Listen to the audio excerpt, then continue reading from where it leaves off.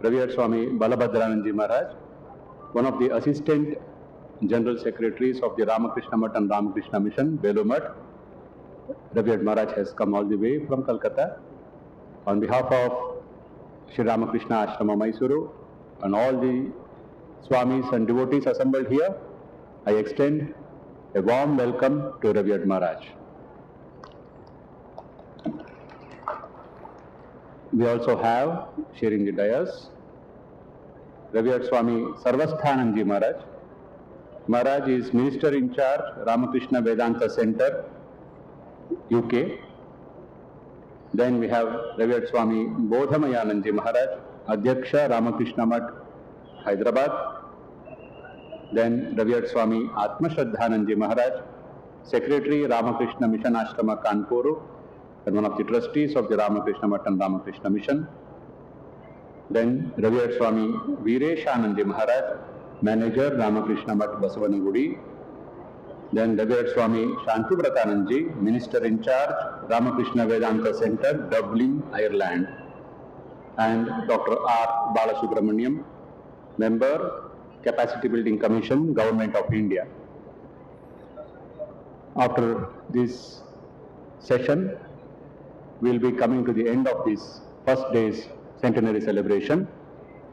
But for now, we are all eager to listen to these erudite scholarly Swamis of the Ramakrishna order, sharing their thoughts on topics like Swami Vivekananda in Mysuru, regeneration of India as envisioned by Swami Vivekananda, and Ramakrishna movement in Mysuru. We eagerly await all the revered Swamis and Dr. Balasubramaniam to enlighten us on these topics. I once again welcome all the devotees and Swamis for patiently participating in these seminars, in these sessions. I thank you too. Namaste Swamiji.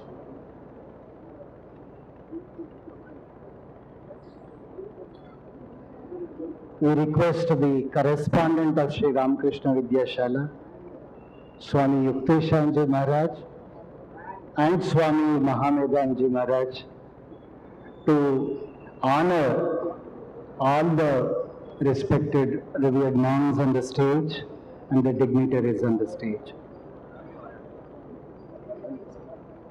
Revered Swami Balabhadranji Maharaj, Assistant General Secretary, Ramakrishna Math and Ramakrishna Mission, Belur Math. ನಿಮ್ಮೆಲ್ಲರ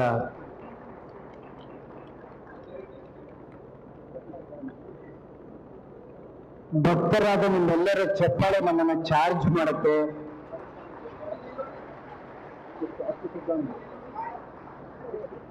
Revered Swami Atma Shraddhanji Maharaj, Secretary Ramakrishna Mission Ashram Kanpur.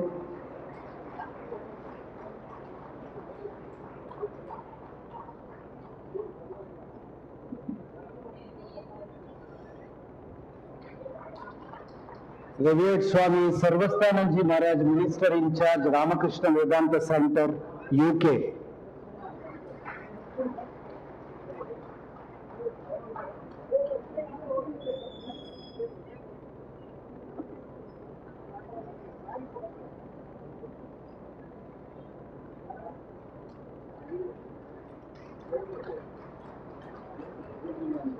Revered Swami Bodhamayananji Maharaj, Adhyaksha Ramakrishna Math, Hyderabad.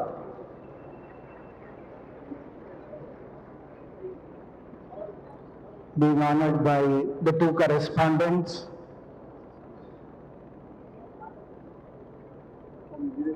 Swami Veereshanji Maharaj, Bengaluru, Basavanagudi, Ramakrishna Matha.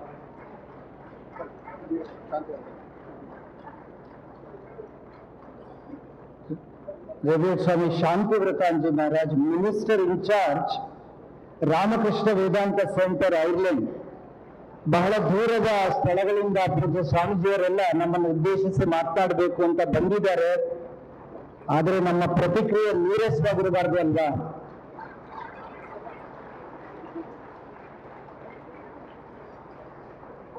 Dr. R. Balasubramaniam, Member, Human Resource Capacity Building Commission, Government of India, Founder President of Swami Vivekananda Youth Movement,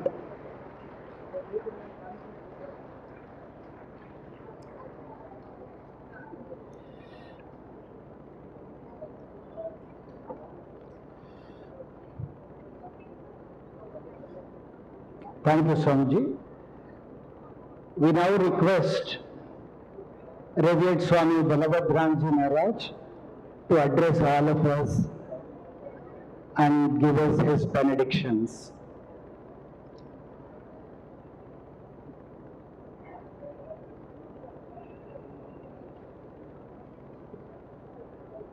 Dear students, see that there is no disturbance in your movement as well as in your exchanges, verbal exchanges. Please maintain silence.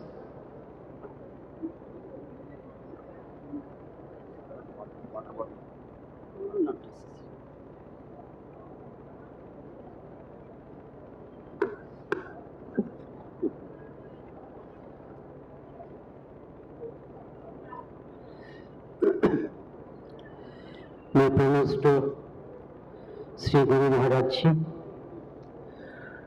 to Mahamahi, the Divine Mother, in the forms of Devi Chanandeshwari and our Holy Mother, to Swamiji Maharaj, my pronouns to senior Swamis in the audience, loving namaskars to Swami Muktidananda Ji.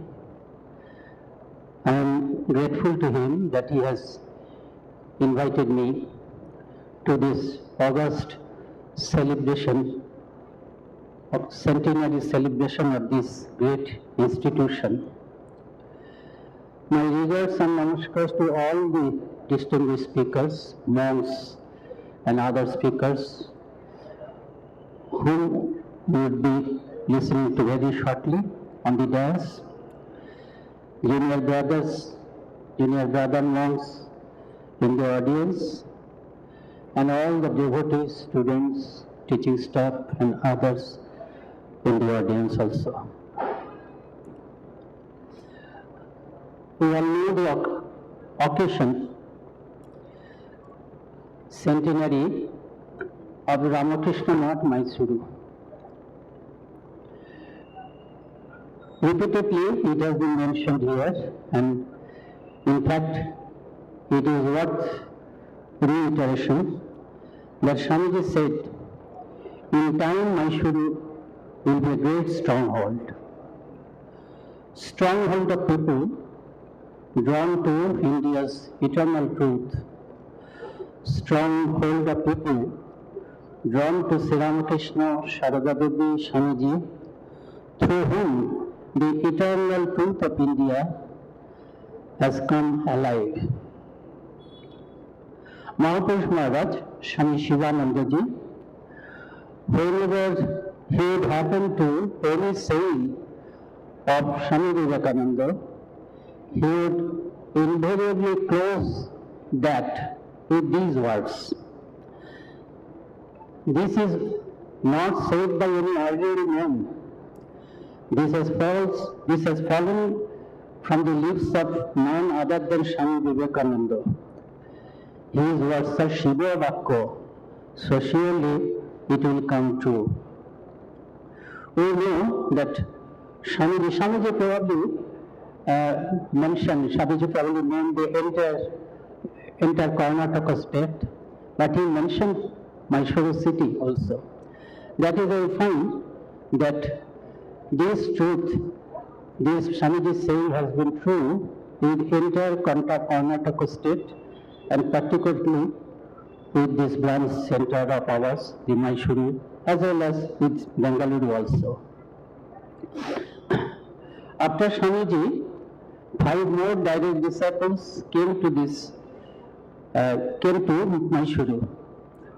Swami Ramakrishna Ji, he came twice and delivered speeches. Swami Abhadananda Ji, Swami Brahmananda Ji, Swami Shivananda Ji, and Swami Vivekananda Ji.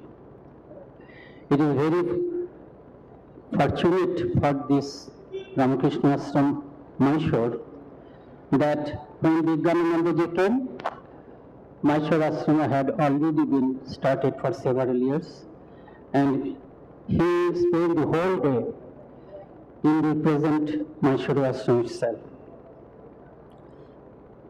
I think The Ashrama Centenary is that is I name Dr. Swami Vigyanananda ji as Vigyanananda Centenary.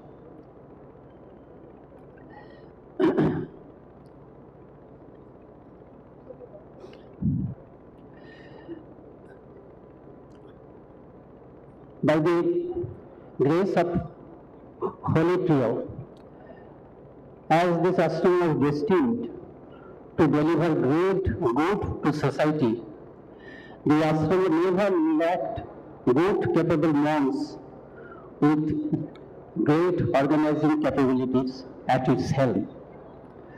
Right from the first president, Swami Sundareswarananda, am I right? Siddheswarananda, yes. Through Deshikananda ji, Somathananda ji, Sureshananda ji, Apnidananda ji, to the present Advaksha Muktidananda ji, it is true.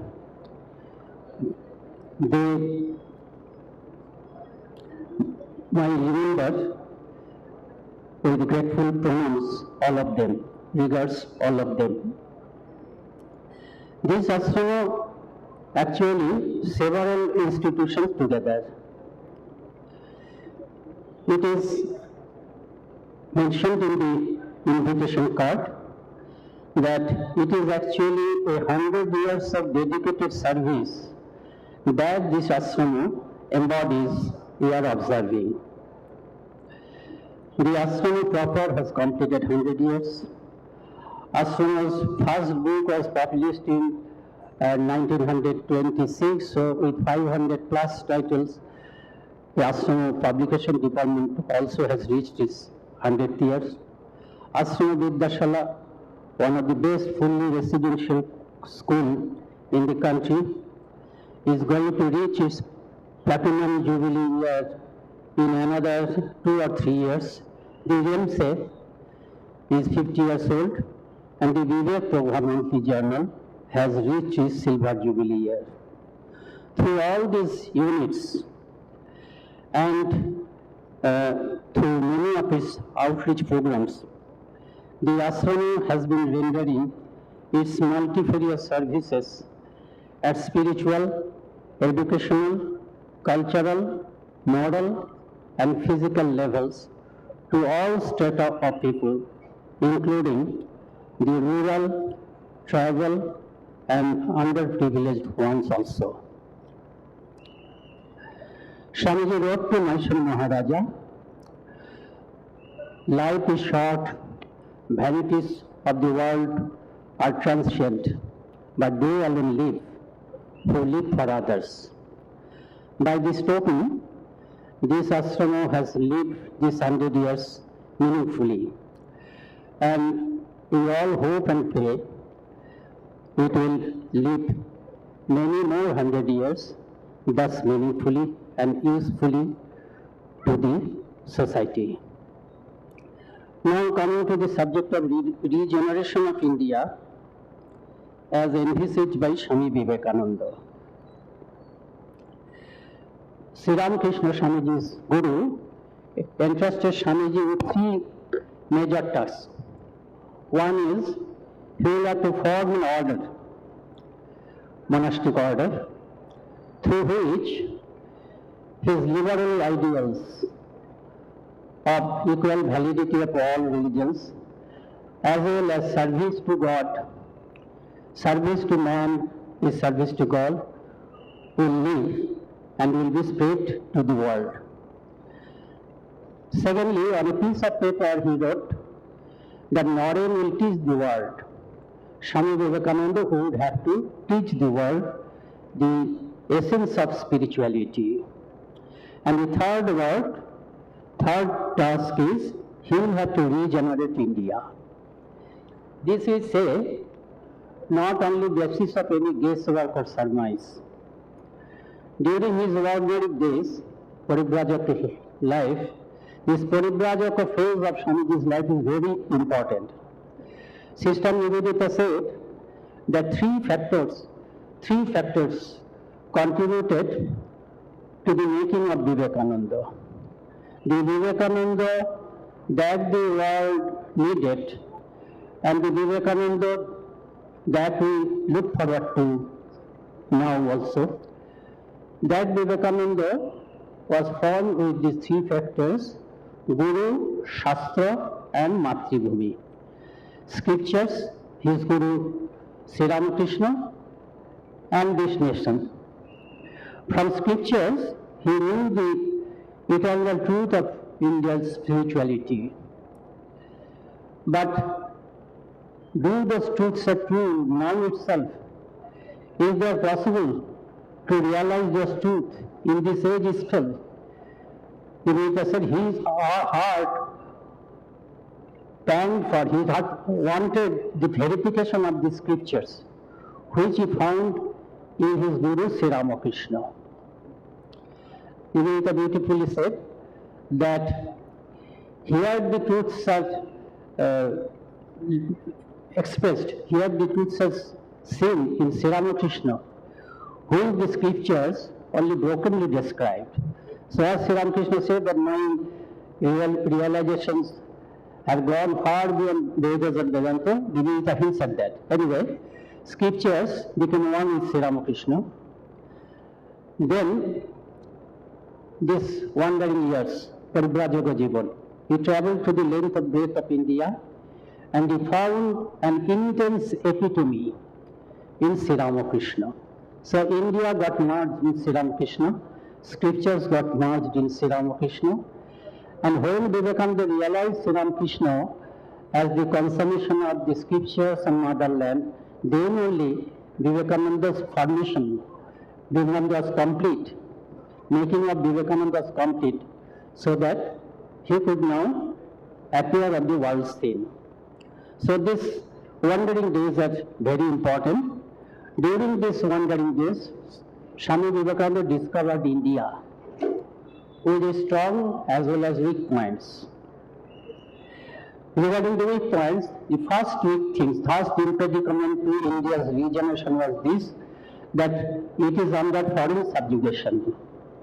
Second impediment is this, that Britishers, they have instilled in the mind of our nation, in the intelligentsia as well as in the mind of the common run of people, that their several thousand years civilization was total zero. That was total wastage. They have to learn everything from them to be civilized. So this complete lack of faith in their own heritage, culture, etc., that was very pathetic. Swamiji, many a time, regarding individual, Swamiji said that if you do not believe in your own self, in your own abilities, that is as good as committing suicide. So together, the whole nation almost on the verge of committing suicide. So Swamiji first wanted to organize the kings of the princely states, so that together with them they can wage a fight against the British rule. But he realized the country is not ready. Country has not yet understood the subjugation as a curse. More or less, people are finding intelligentsia, and even the kings, they are finding his British rule as blessings in disguise. So he gave up that idea. But to instill into them faith in ourselves, he went to the West. And he preached there, and his performance at Parliament of Religions and afterwards in America and England, when that the result of that, when this news of Swamiji's phenomenal success, which the people, nobody could imagine, nobody could think, even in their wildest dream, when this news trickled to India, that was the electrical impact on the common people. Whole nation rose up in a body. That is the first time. That is the first time Indians doubted their inferiority. They started to understand that we are not so inferior as we thought ourselves to be.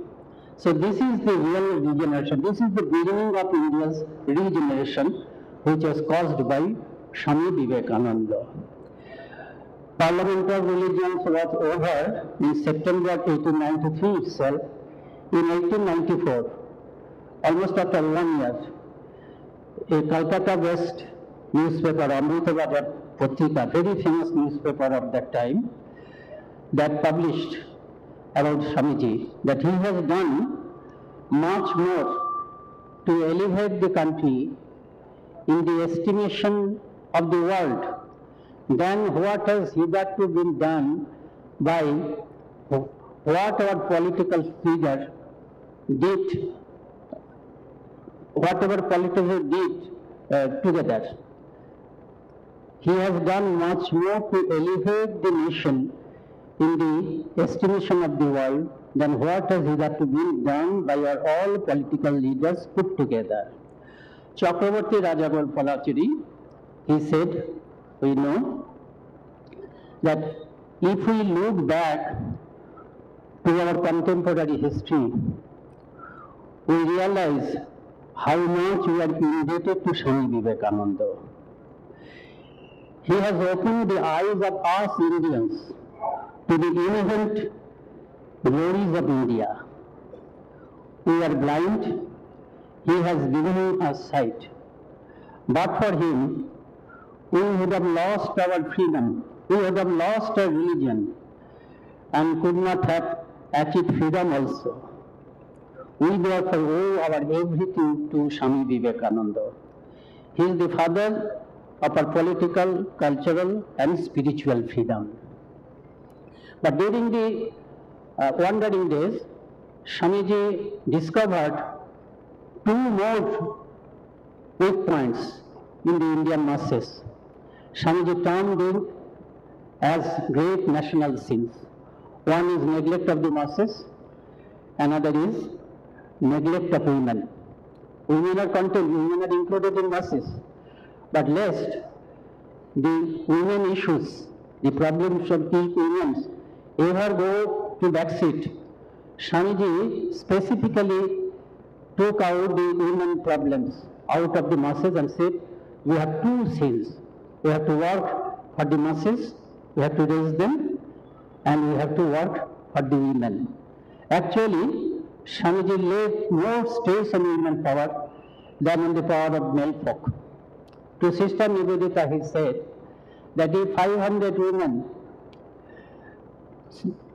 try to regenerate India, try for the emancipation of India, if 500 men try for the emancipation of India, it may take 50 years. But with as many women, that means with 500 women, it will not take even more than several weeks. Swamiji also says, so another weakness, another defects, another problems which should immediately address to is the abysmal poverty and ignorance of the common masses. And good things are this, that our common people are poor, ignorant, but having high standard of character. They are honest, they are very hospitable to guests, though they are starving. So Swamiji wanted to raise them. Time and again Swamiji has said that this is our motto of work. Don't ever forget this motto. What is that? Raise the common masses without hurting their religion in the least. So Swamiji also said this, great stress he laid on education. He said that India surely has many a problem, but there is not a single problem that cannot be solved with the magic of education. So education is necessary. So Swamiji, when he came back, he established the Ramakrishna mission. He exhorted to the young men, you have to help poor men, you have to help common people. So he established Ramakrishna mission, and Ramakrishna mission immediately started their service work. That was a great thing. So far as the people belonging to other religions is to criticize Hinduism, saying this, that you do not have charity in your religion, you do not serve others. The people who loved their own religion, that is Hinduism, could not put forth suitable answer, suitable reply.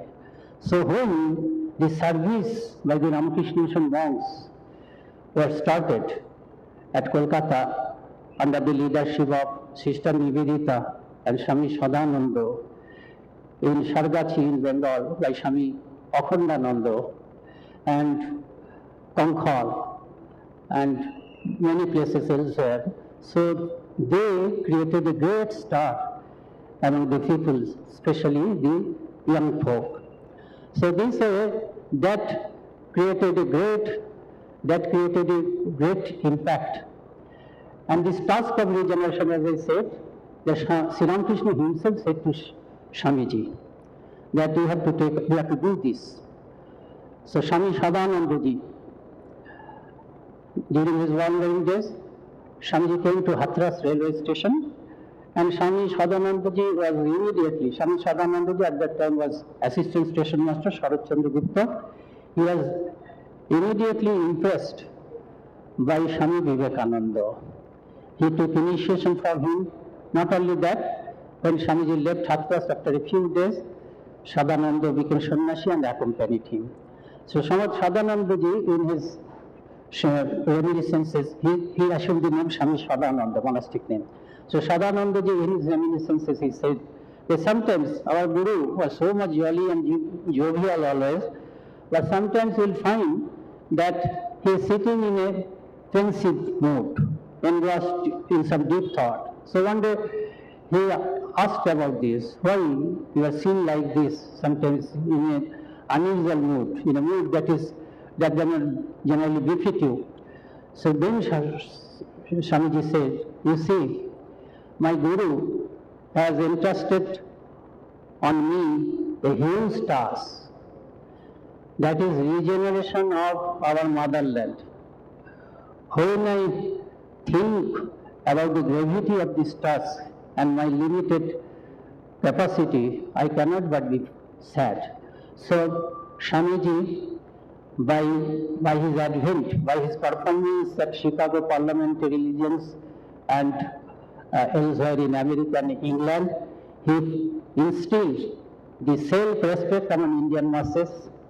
Then, by starting Ramakrishna Mission and initiating service work through the Ramakrishna Mission, he placed before the young folk a great enthusiasm to dedicate their life for the common cause of this country. So all this contributed directly and indirectly to the achievement, to gaining our freedom. So now, after Swamiji's time, we have come forward a long way. Swamiji said education is to be carried to common masses, education is to be carried to women folk specially. All things have been done.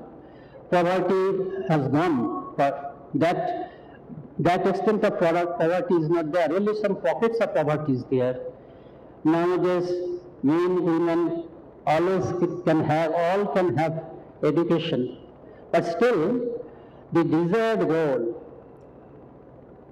desired form of rejuvenated India, that Swamiji emphasized is not coming. Sister Nivedita said that India of Swamiji's dream lay in future. India to Swamiji, about India, Swamiji said to Nivedita, India is still a young nation.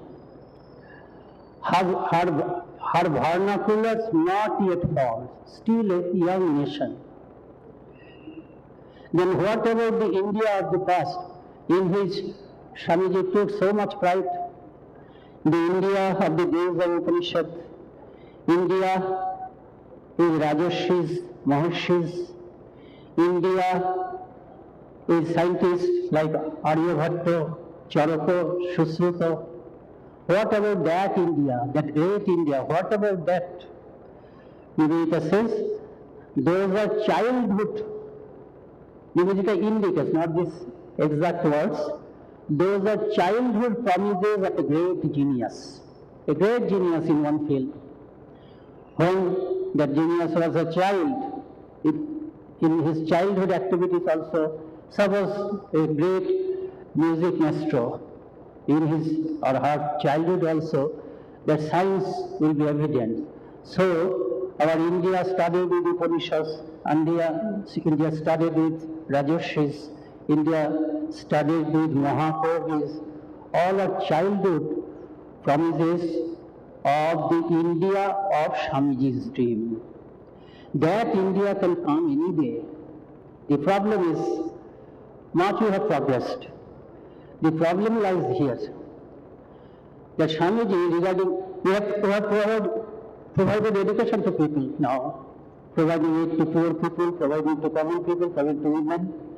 But education, not providing education will solve the question. What kind of things we are giving to the students as education? That is very much important. What kind of education we are giving?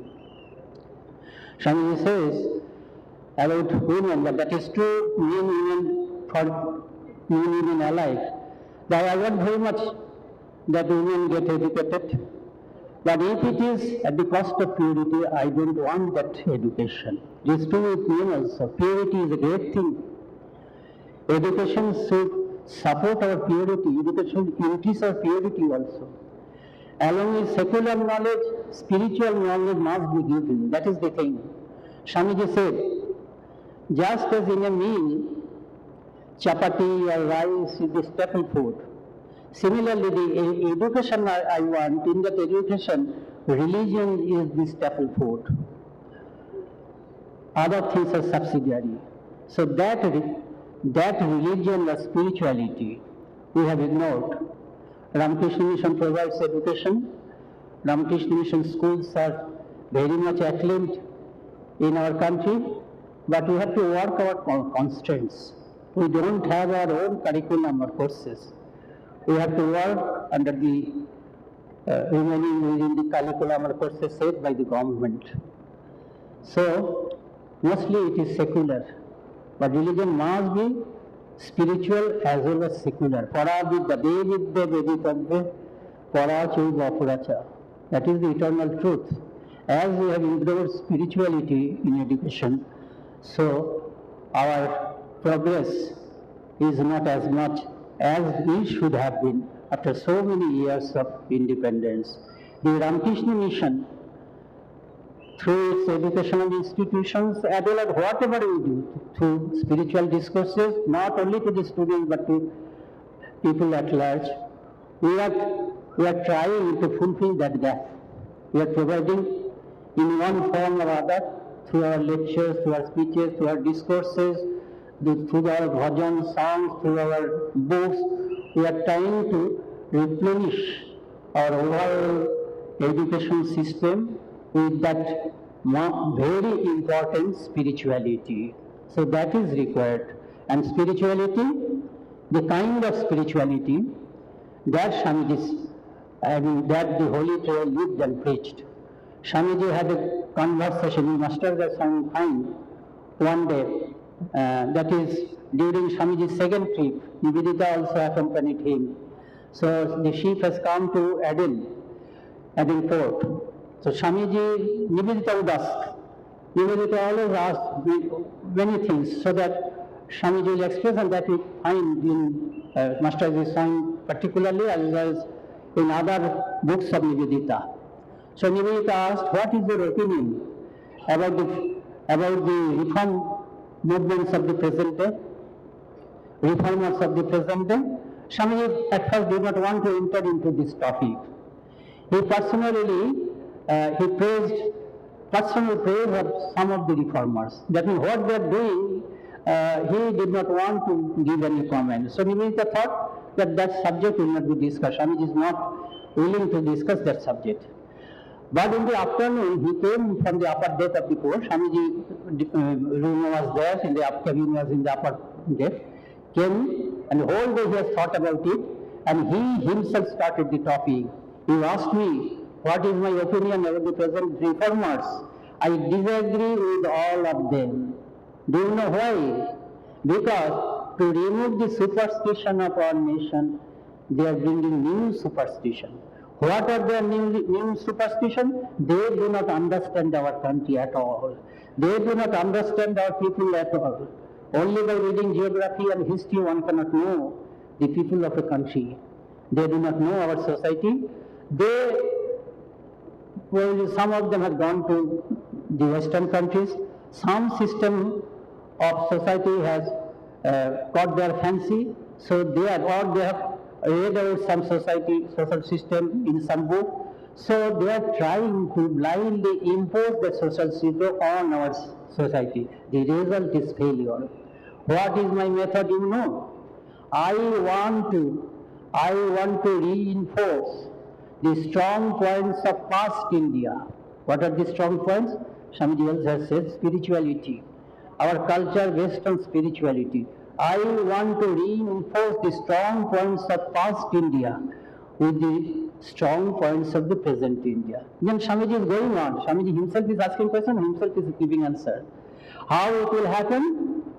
It will happen naturally. It should happen in a natural manner. The country must, nothing should be imposed from outside. The country must grow from within. And this I want to do through education. How do I want to do? Education based on Upanishad. I want to spread broadcast Upanishad to all, one and all. You may ask, if Upanishad will do everything, I talk of Sri Ramakrishna so much. What is the role of Sri Ramakrishna in the scheme of mind? Then Swamiji said one thing. He is the method. He is that wonderful method. Unconsciously, he has become the method through which Upanishad is to be preached and implemented in this present age for the use of everybody. Then Swamiji also said, in our scriptures forever we have talked about mukti, freedom, liberation, nothing for the householders. But these are the people, these householders, whom I want to help by Upanishad. So by spreading Upanishad as it is lived by Sri Ramakrishna, Swamiji could not say that as it has been lived by me. Yes, I am right there. Yes. Swamiji could not say that as it has been lived by me. So the Upanishad, as it has been lived and preached by our holy trio, if we can carry that spirituality, India's eternal spirituality, to everybody, students are having education, remaining within this curriculum. If we can add spirituality also, as led by Ramakrishna Mission, Thakur Ma, Swamiji, Sri Ramakrishna, as was led by the holy trio, as is being led by the monastics and devotees of Ramakrishna order, followers of Ramakrishna order. So if we can carry that spirituality, that form of spirituality to everybody, including students, then this regeneration will take place. Actually, these institutions like Ramakrishna Math and Mission, not only Ramakrishna Math and Mission, Ramakrishna Math and Mission, institutes of Ramakrishna Math and Mission, as well as institutes like Ramakrishna Math and Mission, the owners of making Swamiji's dream India a reality lies on them. Thank you.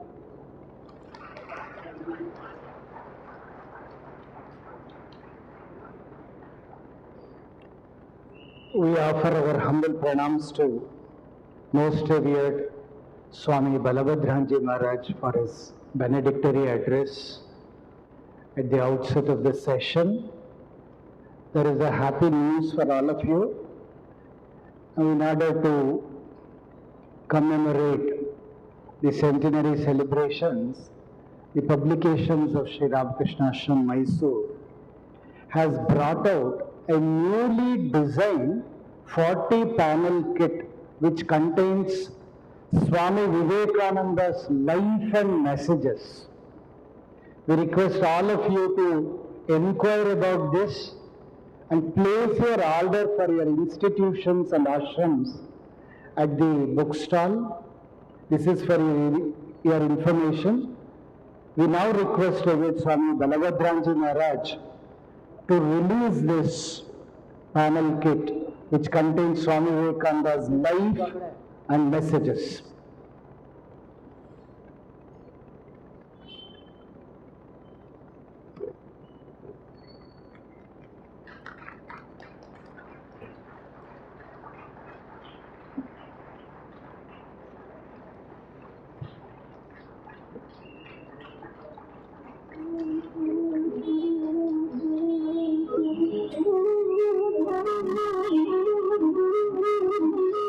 ಎಲ್ಲರ ಚಪ್ಪಾಳೆ ಈ ಅದ್ಭುತವಾದ ಚಿತ್ರಗಳು ಮತ್ತು ಸಂದೇಶಗಳಿಗೆ.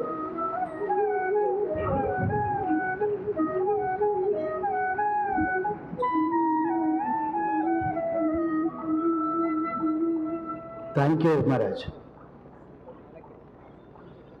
ಬಂಧುಗಳೇ, ಇವಾಗ ಕನ್ನಡದಲ್ಲಿ ಉಪನ್ಯಾಸ, ಮೈಸೂರಿನಲ್ಲಿ ಶ್ರೀ ರಾಮಕೃಷ್ಣ ಭಾವಧಾರೆ ಪೂಜ್ಯ ಸ್ವಾಮಿ ವೀರೇಶಾಂಜಿ ಮಹಾರಾಜರು ವಿವೇಕಪ್ರದದ ಸಂಪಾದಕರಾಗಿ ಮೈಸೂರು ಆಶ್ರಮದಲ್ಲಿ ಸೇವೆ ಸಲ್ಲಿಸಿ ಪ್ರಸ್ತುತ ಬೆಂಗಳೂರಿನ ಬಸವನಗುಡಿಯ ರಾಮಕೃಷ್ಣ ಮಠದಲ್ಲಿದ್ದಾರೆ.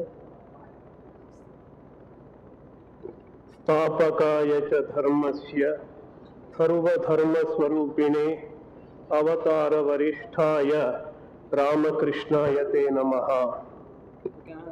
ಪರಮ ಪೂಜ್ಯ ಬಲಭದ್ರಾನಂದಜಿ ಮಹಾರಾಜರವರಿಗೆ ಪ್ರಣಾಮಗಳು. ಹಾಗೂ ವೇದಿಕೆಯಲ್ಲಿ ಇರ್ತಕ್ಕಂತಹ, ವೇದಿಕೆಯ ಮುಂದುಗಡೆ ಇರ್ತಕ್ಕಂತಹ ಎಲ್ಲ ಪೂಜ್ಯ ಸ್ವಾಮೀಜಿಯವರಿಗೆ ನಮಸ್ಕಾರಗಳು, ಭಕ್ತರಿಗೆ ನಮಸ್ಕಾರಗಳು. ಮೈಸೂರಿನಲ್ಲಿ ರಾಮಕೃಷ್ಣ ಆಂದೋಲನ ಉಗಮವಾಗಿದ್ದು ಅಂತಂದ್ರೆ ಸ್ವಾಮಿ ವಿವೇಕಾನಂದರು ಭೇಟಿ ಕೊಟ್ಟಾಗಲೇ ಆಗಿದ್ದದು.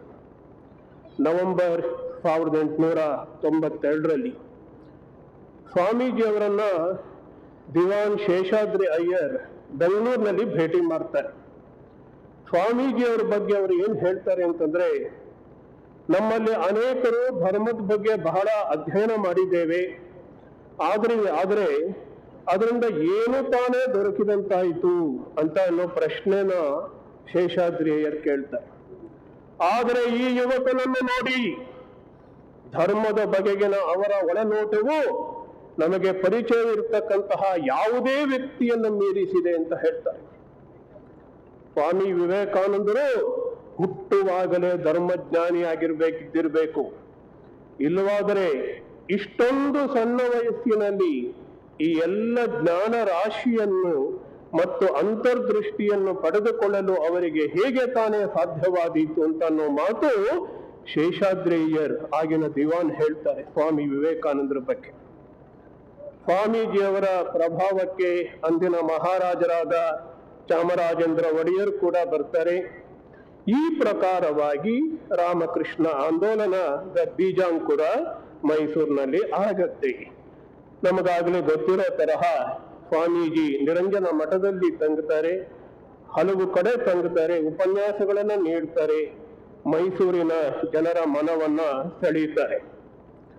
ಸ್ವಾಮಿ ವಿವೇಕಾನಂದರು ಬಿತ್ತಿದ ಬೀಜ ಅನ್ನುವಂತಹದ್ದು ಅಂಕುರವಾಗಿ ಬೆಳೆದು ನಿಂತಿದ್ದು ಯಾವಾಗಪ್ಪ ಅಂತಂದ್ರೆ, ಮೈಸೂರಿಗೆ 5 ಜನ ಶ್ರೀ ರಾಮಕೃಷ್ಣರ ಶಿಷ್ಯರು ಭೇಟಿ ನೀಡಿದಾಗ, ಮೊದಲನೆಯವರು ಸ್ವಾಮಿ ರಾಮಕೃಷ್ಣಾನಂದಜಿ ಅವರು, ಮದ್ರಾಸಿನ ರಾಮಕೃಷ್ಣ ಮಠದ ಅಧ್ಯಕ್ಷರಾಗಿದ್ದ ಅವರು ಅಕ್ಟೋಬರ್ 1903ರಲ್ಲಿ ಮೊದಲ ಬಾರಿಗೆ ಎಂ.ವಿ. ನಾರಾಯಣ ಅಯ್ಯಂಗಾರ್ ಅವರ ಆಮಂತ್ರಣದ ಮೇರೆಗೆ ದಸರಾ ಉತ್ಸವದಲ್ಲಿ ಪಾಲ್ಗೊಳ್ಳಲು ಬರ್ತಾರೆ.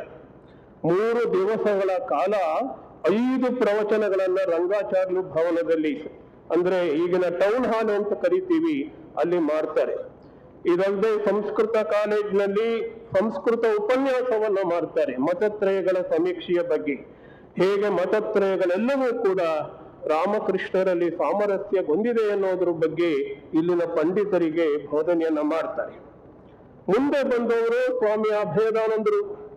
ಅವರು ಸ್ವಾಮಿ ರಾಮಕೃಷ್ಣಾನಂದಜಿ ಅವರ ಜೊತೆಗೆ 1906ರಲ್ಲಿ ಭೇಟಿ ನೀಡ್ತಾರೆ. 7ನೇ ಆಗಸ್ಟ್ ಮತ್ತು 12ನೇ ಆಗಸ್ಟ್ 1906ರಂದು ಟೌನ್ ಹಾಲಿನಲ್ಲಿ 2 ಪ್ರವಚನಗಳನ್ನು ನೀಡ್ತಾರೆ. ರಾಮಕೃಷ್ಣರ ಮಾನಸ ಪುತ್ರರಾಗಿರ್ತಕ್ಕಂತಹ ಸ್ವಾಮಿ ಬ್ರಹ್ಮಾನಂದಜಿ ಮಹಾರಾಜರವರು ಕೂಡ ಮೈಸೂರಿಗೆ ಬಂದಿದ್ರು. ಆಗ ಬೆಂಗಳೂರು, ಮೈಸೂರು, ಮೇಲುಕೋಟೆ ಮುಂತಾದ ಜಾಗಗಳಿಗೆ ಹೋಗಿ ಬಂದಿದ್ರು. ಮಹಾಪುರುಷ್ ಮಹಾರಾಜ್ ಸ್ವಾಮಿ ಶಿವಾನಂದಜಿ 1921ನೇ ಇಸ್ವಿನಲ್ಲಿ ಬಂದಿದ್ರು. ಚಾಮುಂಡಾಂಬೆಯ ದರ್ಶನವನ್ನ ಮಾಡಿದ್ರು. ಆಹಾ, ಮಾತೆ ಇಲ್ಲಿ ಉಜ್ವಲವಾಗಿ ಜೀವಂತವಾಗಿದ್ದಾಳೆ, ಅವಳ ಅನುಗ್ರಹದಿಂದ ನಾನು ಅದ್ಭುತ ದರ್ಶನವನ್ನು ಪಡೆದುಕೊಂಡೆನು ಅಂತ ಹೇಳ್ತಾರೆ. ಆ ಸಮಯದಲ್ಲಿ ಅವರು ಮೇಲುಕೋಟೆಗೂ ಹೋಗಿ ಬಂದಿರ್ತಾರೆ. ಸ್ವಾಮಿ ವಿವೇಕಾನಂದರ ಭವಿಷ್ಯವಾಣಿಯನ್ನ ಈ ಸಂದರ್ಭದಲ್ಲಿ ನಾವು ಜ್ಞಾಪಕದಲ್ಲಿ ಇಟ್ಕೋಬೇಕು.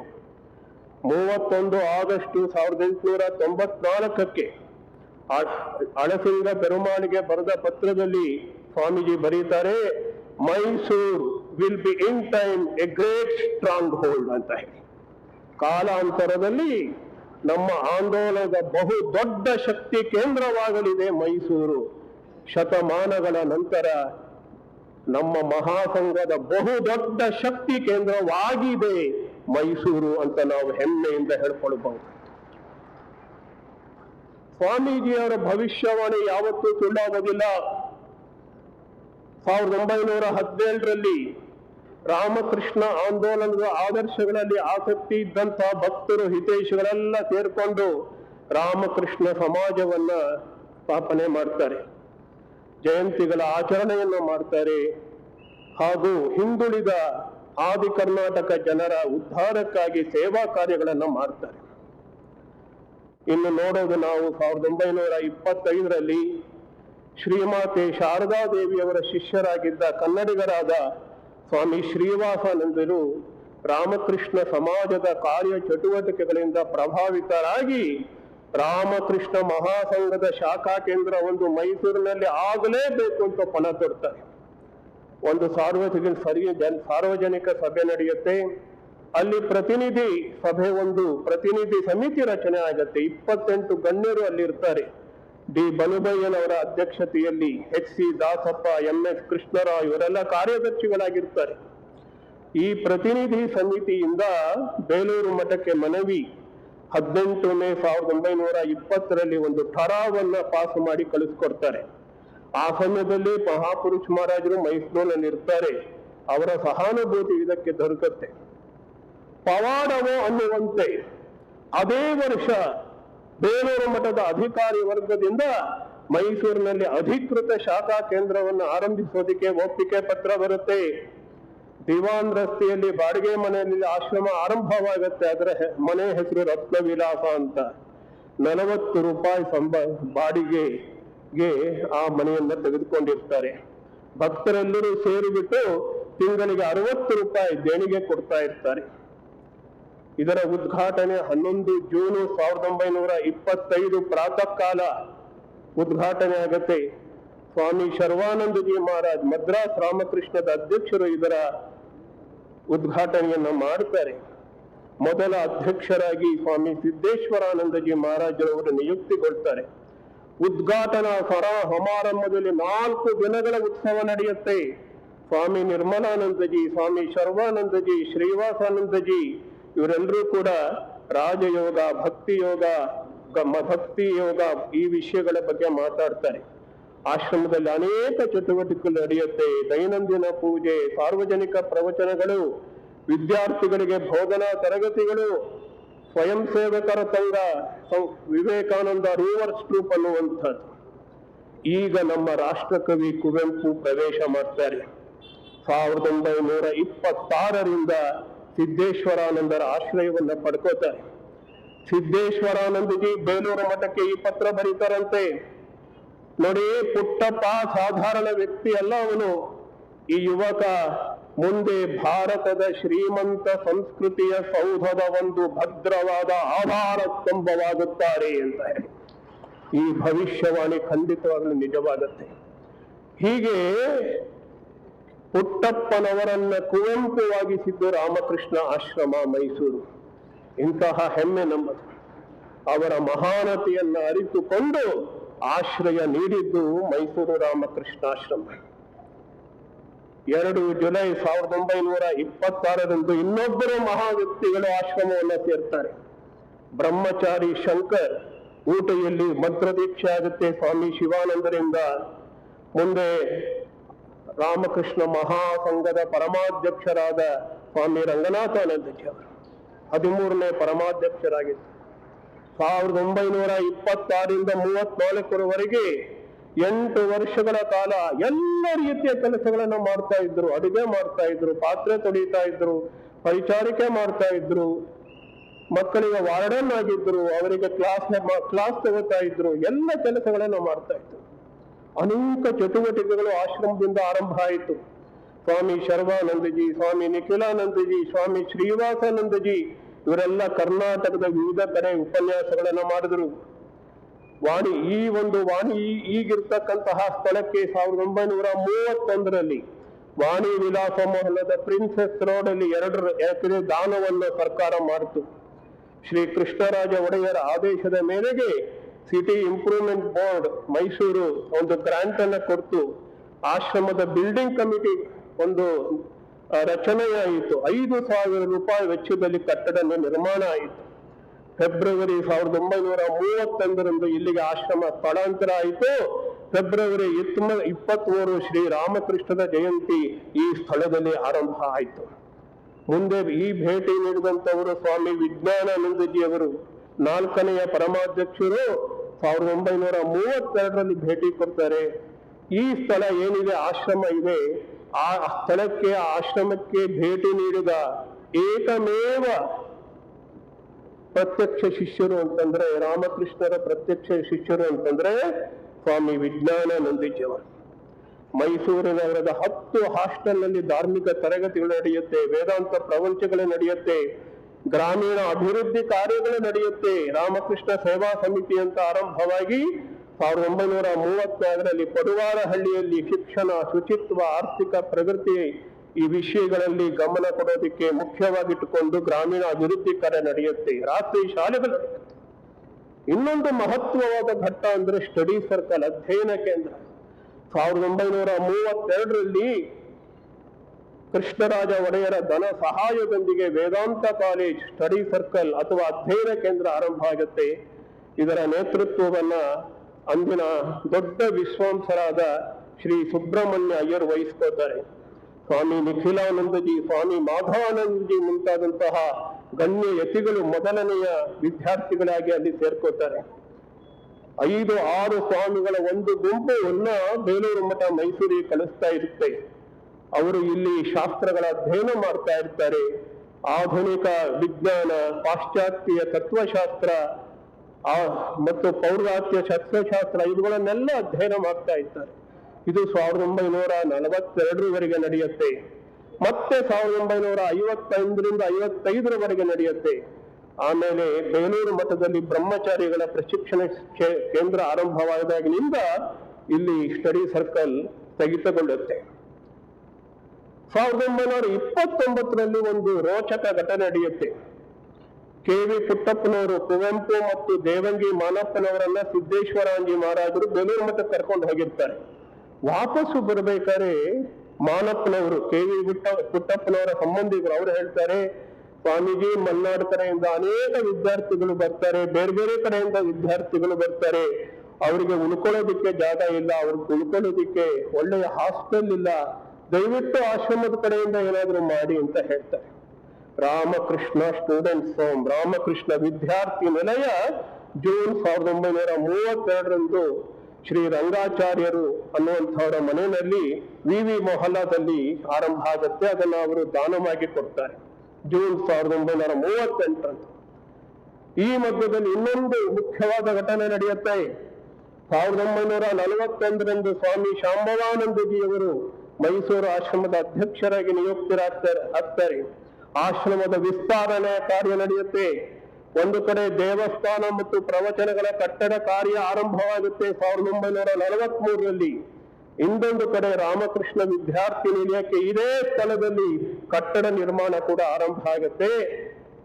1944ರಲ್ಲಿ ಶಂಕುಸ್ಥಾಪನೆ ಆಗುತ್ತೆ. ಜೂನ್ 1949ರಲ್ಲಿ ಆ ಕಟ್ಟಡ ನಿರ್ಮಾಣ ಆಗುತ್ತೆ. 2 ಅಪೂರ್ವವಾದ ಉದ್ಘಾಟನಾ ಸಮಾರಂಭಗಳು ನಡೆಯುತ್ತೆ ಮೈಸೂರು ಆಶ್ರಮದಲ್ಲಿ. 22 ಅಕ್ಟೋಬರ್ 1950 ರಾಮಕೃಷ್ಣ ವಿದ್ಯಾರ್ಥಿ ಮಂದಿರದ ಉದ್ಘಾಟನೆ.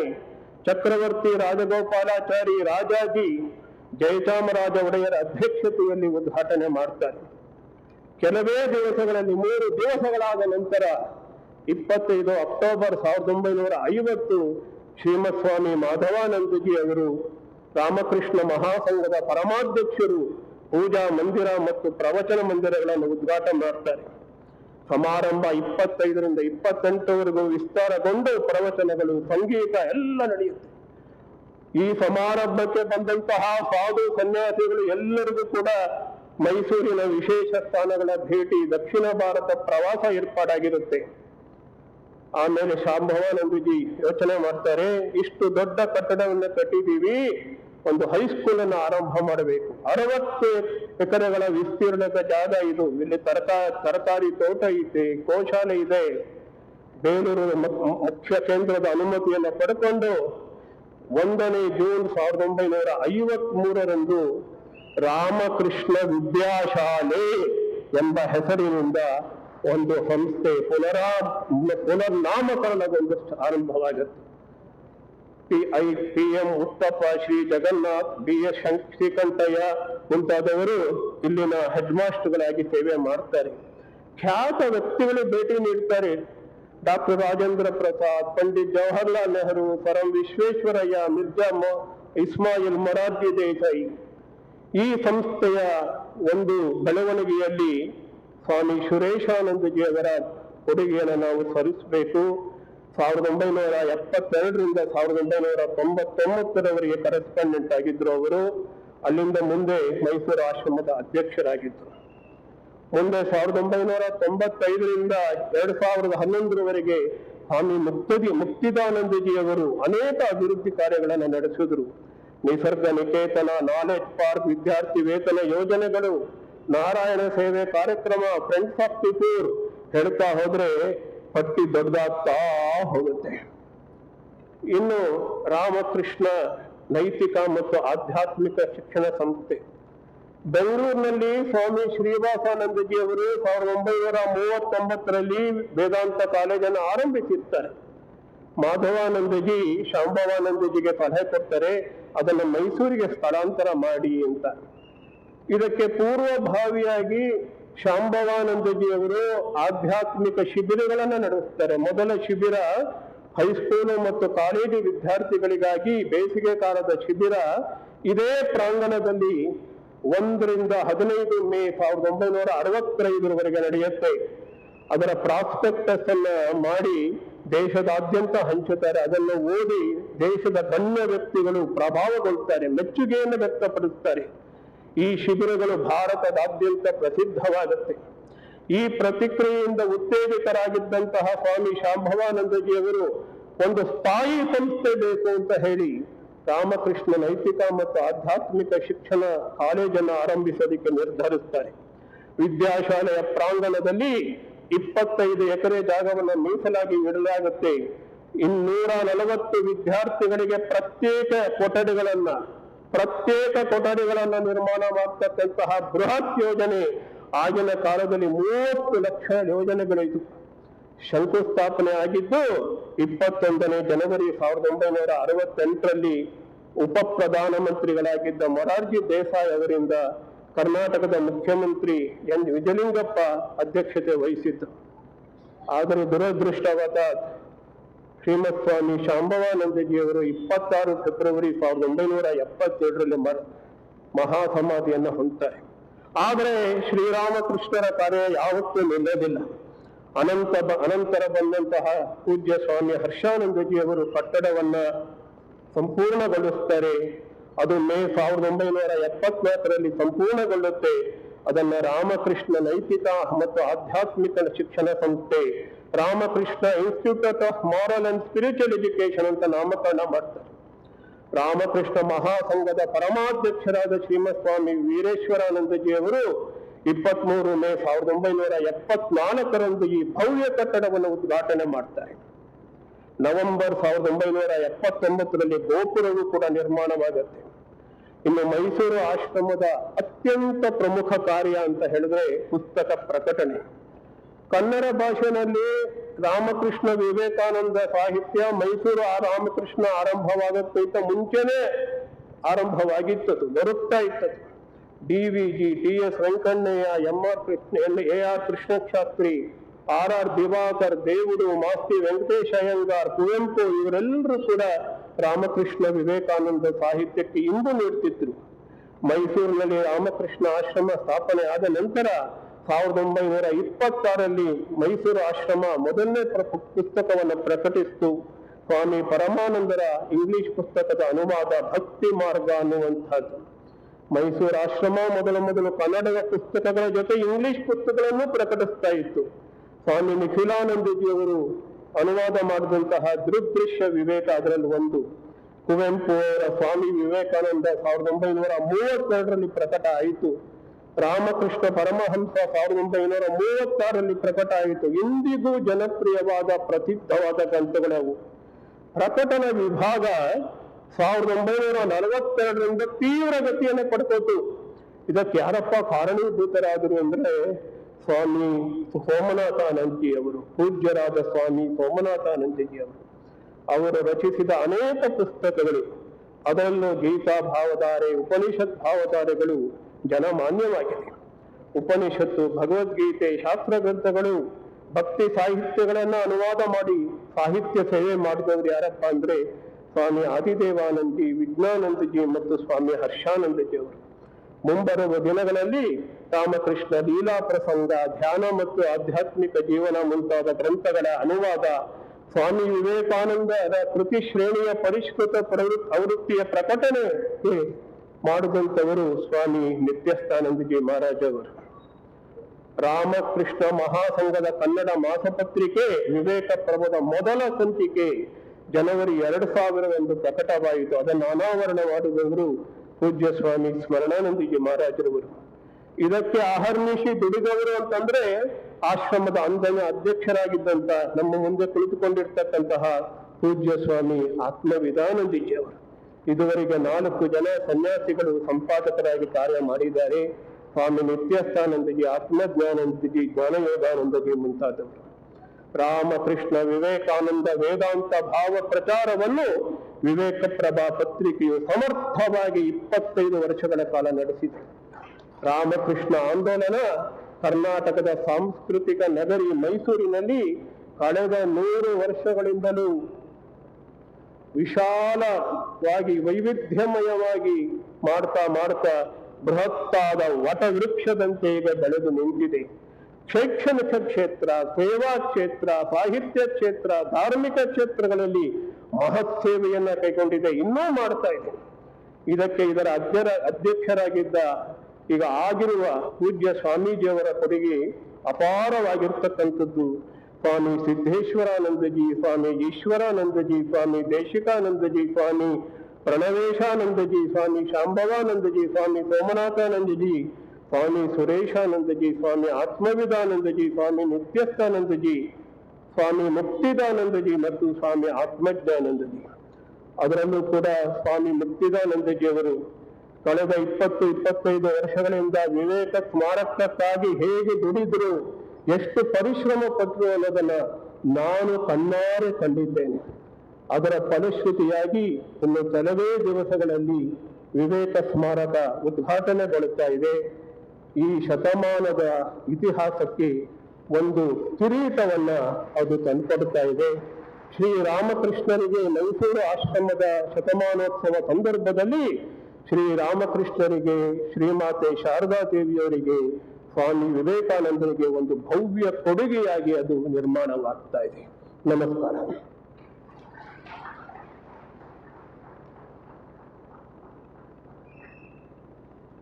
ಮೈಸೂರಿನಲ್ಲಿ ರಾಮಕೃಷ್ಣ ಭಾವಧಾರೆಯನ್ನು ಕುರಿತ ಚಾರಿತ್ರಿಕ ವಿಚಾರಗಳನ್ನು ಎಷ್ಟು ಅಚ್ಚುಕಟ್ಟಾಗಿ ಜೋಡಿಸಿ ಪೂಜ್ಯ ಸ್ವಾಮೀಜಿಯವರು ನಮ್ಮ ಮುಂದೆ ಇಟ್ಟಿದ್ದಾರೆ ಅಂದರೆ ಅದು ಪೂರ್ಣ ಚಿತ್ರಣ ನಮ್ಮ ಮನಸ್ಸಿನಲ್ಲಿ ಈಗ ದಾಖಲಾಗಿದೆ. ನಿಮ್ಮೆಲ್ಲರ ಪರವಾಗಿ ಪೂಜ್ಯ ಸ್ವಾಮೀಜಿಯವರಿಗೆ ವಂದನೆಗಳನ್ನು ಅರ್ಪಣೆ ಮಾಡ್ತಾ ಇದ್ದೀನಿ. This is for the attention of Vidyashala boys, especially. The next speaker is Revered Swami Atmashraddhanji Maharaj.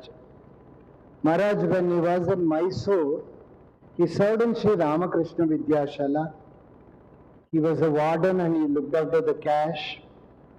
And our students even now remember Swamiji is an unforgettable source of inspiration. He was a great motivator when he was in our institution. Now he is serving as the Secretary, Ramakrishna Ashrama Kanpur, and he is trustee, Ramakrishna Math and Ramakrishna Mission. Revered Swamiji, Swami Vivekananda in Mysore.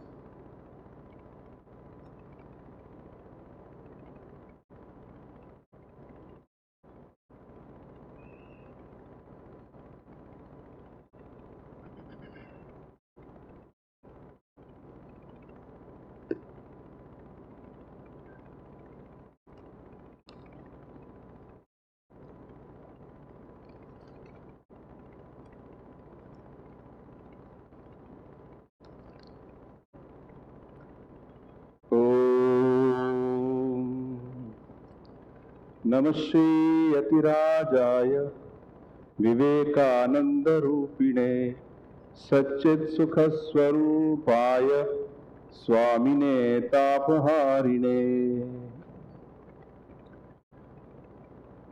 My respectful pranams to Revered Swami Balabhadranji Maharaj and other senior Swamijis sitting on the stage and off the stage. And namaskar to all the devotees, Dr. Balasubramaniam. Just now we heard a very comprehensive picture of last 100 years of Ramakrishna Mission in Mysore. And Swami Vireshanandaji, while he started the talk, he said this began with the coming of Swami Vivekananda or his visit, Swamiji's visit to Mysore. So I shall be spending some time on that visit in little more details. Swami Vivekananda once said, "It may be that I shall find it good to get outside of my body, to cast it off like a disused garment, but I shall not cease to work. I shall inspire men everywhere until the world shall know that it is one with God." Indeed, Swamiji continues to live in his life-giving message and teachings and inspire millions through the exemplary great life that he led. His work did not end with his passing away in 1902. His work continues through the worldwide Ramakrishna Math and Ramakrishna Mission that he founded in 1897, and through numerous other institutions and individuals in India and abroad who are trying to follow the motto of Atmano Mokshartham, for one's own spiritual liberation, and Jagat Hitaya, for the good of others. Sri Bal Gangadhar Tilak, Lokmanya Tilak, the renowned freedom fighter who met Swamiji more than once, likened Swamiji with Adi Shankaracharya, who crisscrossed India in the 8th century, and not only that, he reawakened the spirit of living the eternal religion through his powerful presence and message. Like the great Adi Shankaracharya, Swami Vivekananda also walked through the length and breadth of the sacred land of Bharata, coming in touch with numerous kinds of people during his travels.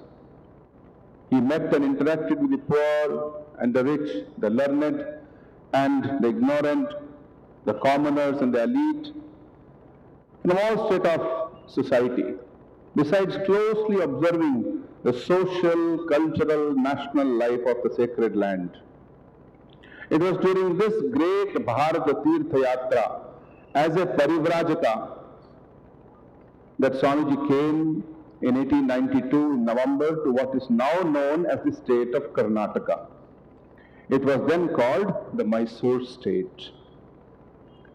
Swamiji first met Sir K. Seshadri Iyer, the then Diwan of Mysore state, at Bangalore. Diwan was like a post almost equivalent to the Chief Minister of the state. Diwanji was instantly impressed by the young Swamiji's scholarship, his purity of character and magnetic personality, and invited him to Mysore to meet the Raja of Mysore. Accordingly, Swamiji came to Mysore in November 1892, but on his arrival, as both the Raja and the Diwan were busy with the visit of Lord Lansdowne, the Viceroy of Mysore, Swamiji could not meet Sir Seshadri Iyer immediately, and then decided to stay at a rather old monastery, Matha, founded by one Sri Niranjana Swami or Munjundappa, which is located just behind Seshadri Iyer's house.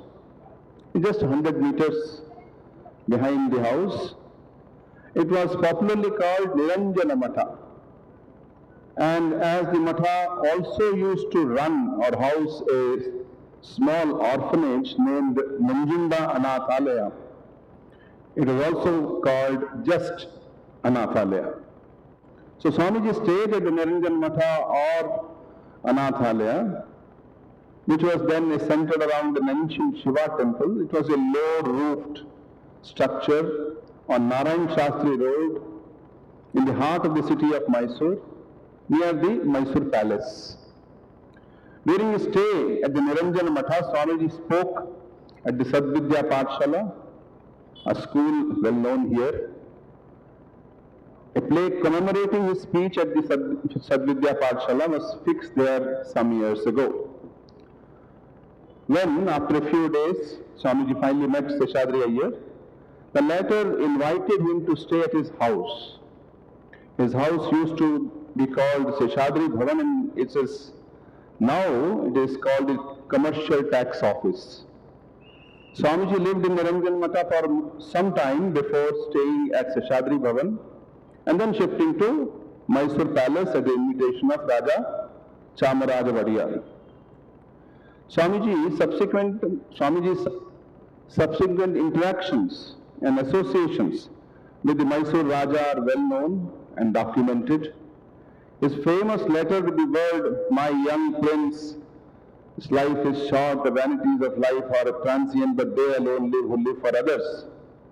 The rest are more dead than alive," is much quoted. When Swamiji stayed at the palace, Raja requested Swami to sing, which he recorded in a gramophone available then, not in a digital technology as it is now. Unfortunately, despite much research, this has not been retrieved.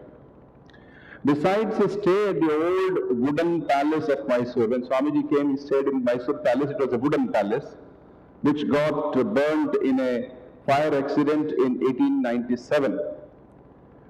Swamiji's stay at Niranjana Matha or Anathalaya precinct has been authenticated through several records in old Kannada newspapers and articles and circumstantial findings by the researchers and admirers of Swami Vivekananda. In this context, it would be helpful to go through the handy little book just released this morning by the Ramakrishna Ashrama Mysore. It's titled Swami Vivekananda in Mysore. It is in Kannada as well as in English. It has been compiled by a group of teachers and devotees and researchers of the Mysore Ashrama and can be had at our book sale counter. It gives all the documentation and references to just now what we described. We may recall Swamiji's prophetic words written in a letter to Alasinga Perumal, which has been quoted several times a little while ago. that Mysore will be in time our great stronghold. For Swamiji to make a statement, a prophetic statement like this, clearly indicates that he keenly observed the culture and the general ambience of the city of Mysore during his interactions with the people of Mysore, and found that it is a place conducive for implementing and spreading his ideas and ideals.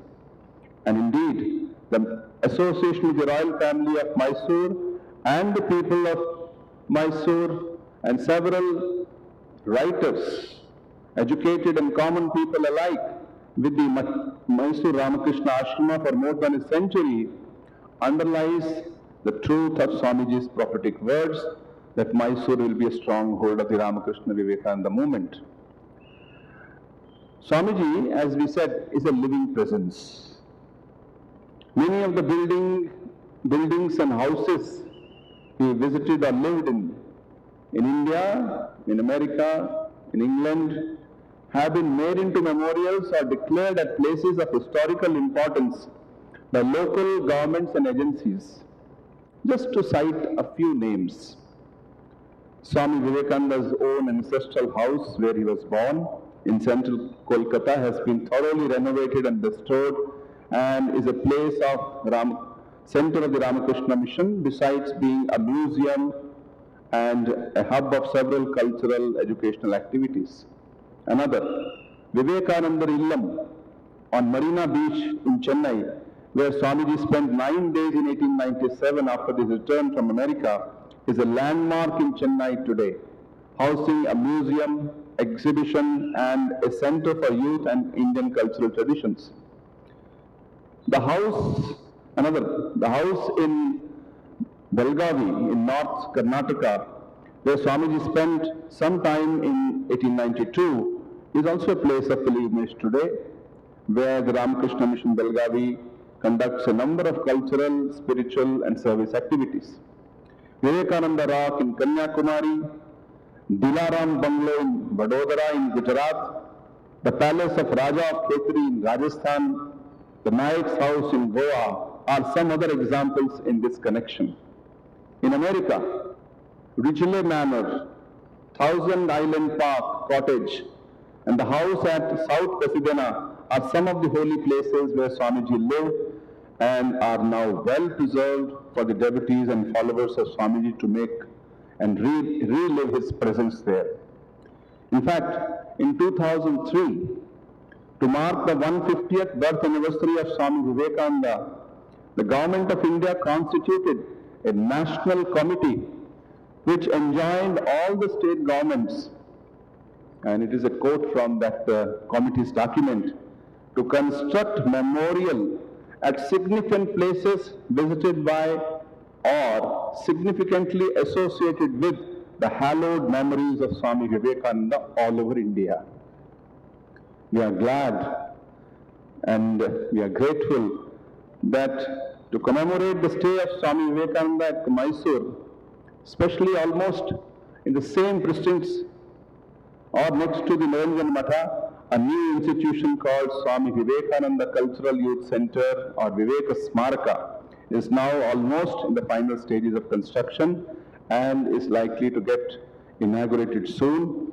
This will not only acquaint the youth and the general public with the life and teachings of Swami Vivekananda, but also conduct a number of short-term courses on values education, Indian culture and life skills, surrounded as it is by a number of educational institutions where a few thousand students study. The new facility will surely benefit the youth especially. Now to wind up, Swami Vivekananda was a saint of highest order, as well as a nationalist of highest order. On one hand, his mind was absorbed in the depths of spiritual realization and experiencing the divinity present everywhere and in everyone. He was also a man of deep sympathy and concern for others. He was not just a scholar or thinker, but a person who felt the miseries and pains of others and tried to remove them. He said, and with this quote I conclude, he said, "May I be born again and again, and suffer thousands of miseries, so that I may worship the only God that exists, the only God I believe in, the sum total of all souls, and above all, my God the wicked, my God the miserable, my God the poor, of all races, of all species, is a special object of my worship. Thank you very much. My special thanks to Reverend Swami Muktidanji for his invitation and for asking me to share the few ideas. Pranams.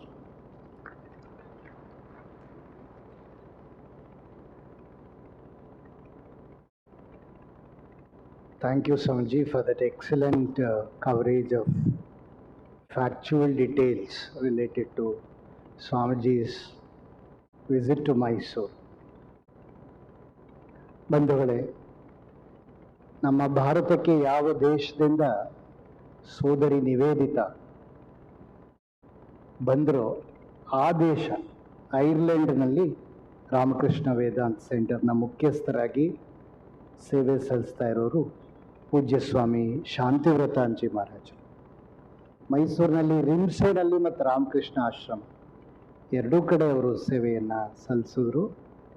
ಅವರು ಇದ್ದಷ್ಟು ಕಾಲ ತುಂಬ ಸಕ್ರಿಯವಾಗಿ ವಿವೇಕ ಸ್ಮಾರಕ, ಸ್ವಾಮಿ ವಿವೇಕಾನಂದ ಯುವ ಸಾಂಸ್ಕೃತಿಕ ಕೇಂದ್ರದ ಯೋಜನೆ ನಿರ್ಮಾಣ ಕಾರ್ಯಗಳಲ್ಲಿ ತೊಡಗಿಸಿಕೊಂಡು ಪೂಜ್ಯ ಮುಕ್ತಿದಾಂಜಿ ಮಹಾರಾಜರಿಗೆ ತಮ್ಮ ನೆರವನ್ನು ನೀಡಿದರು.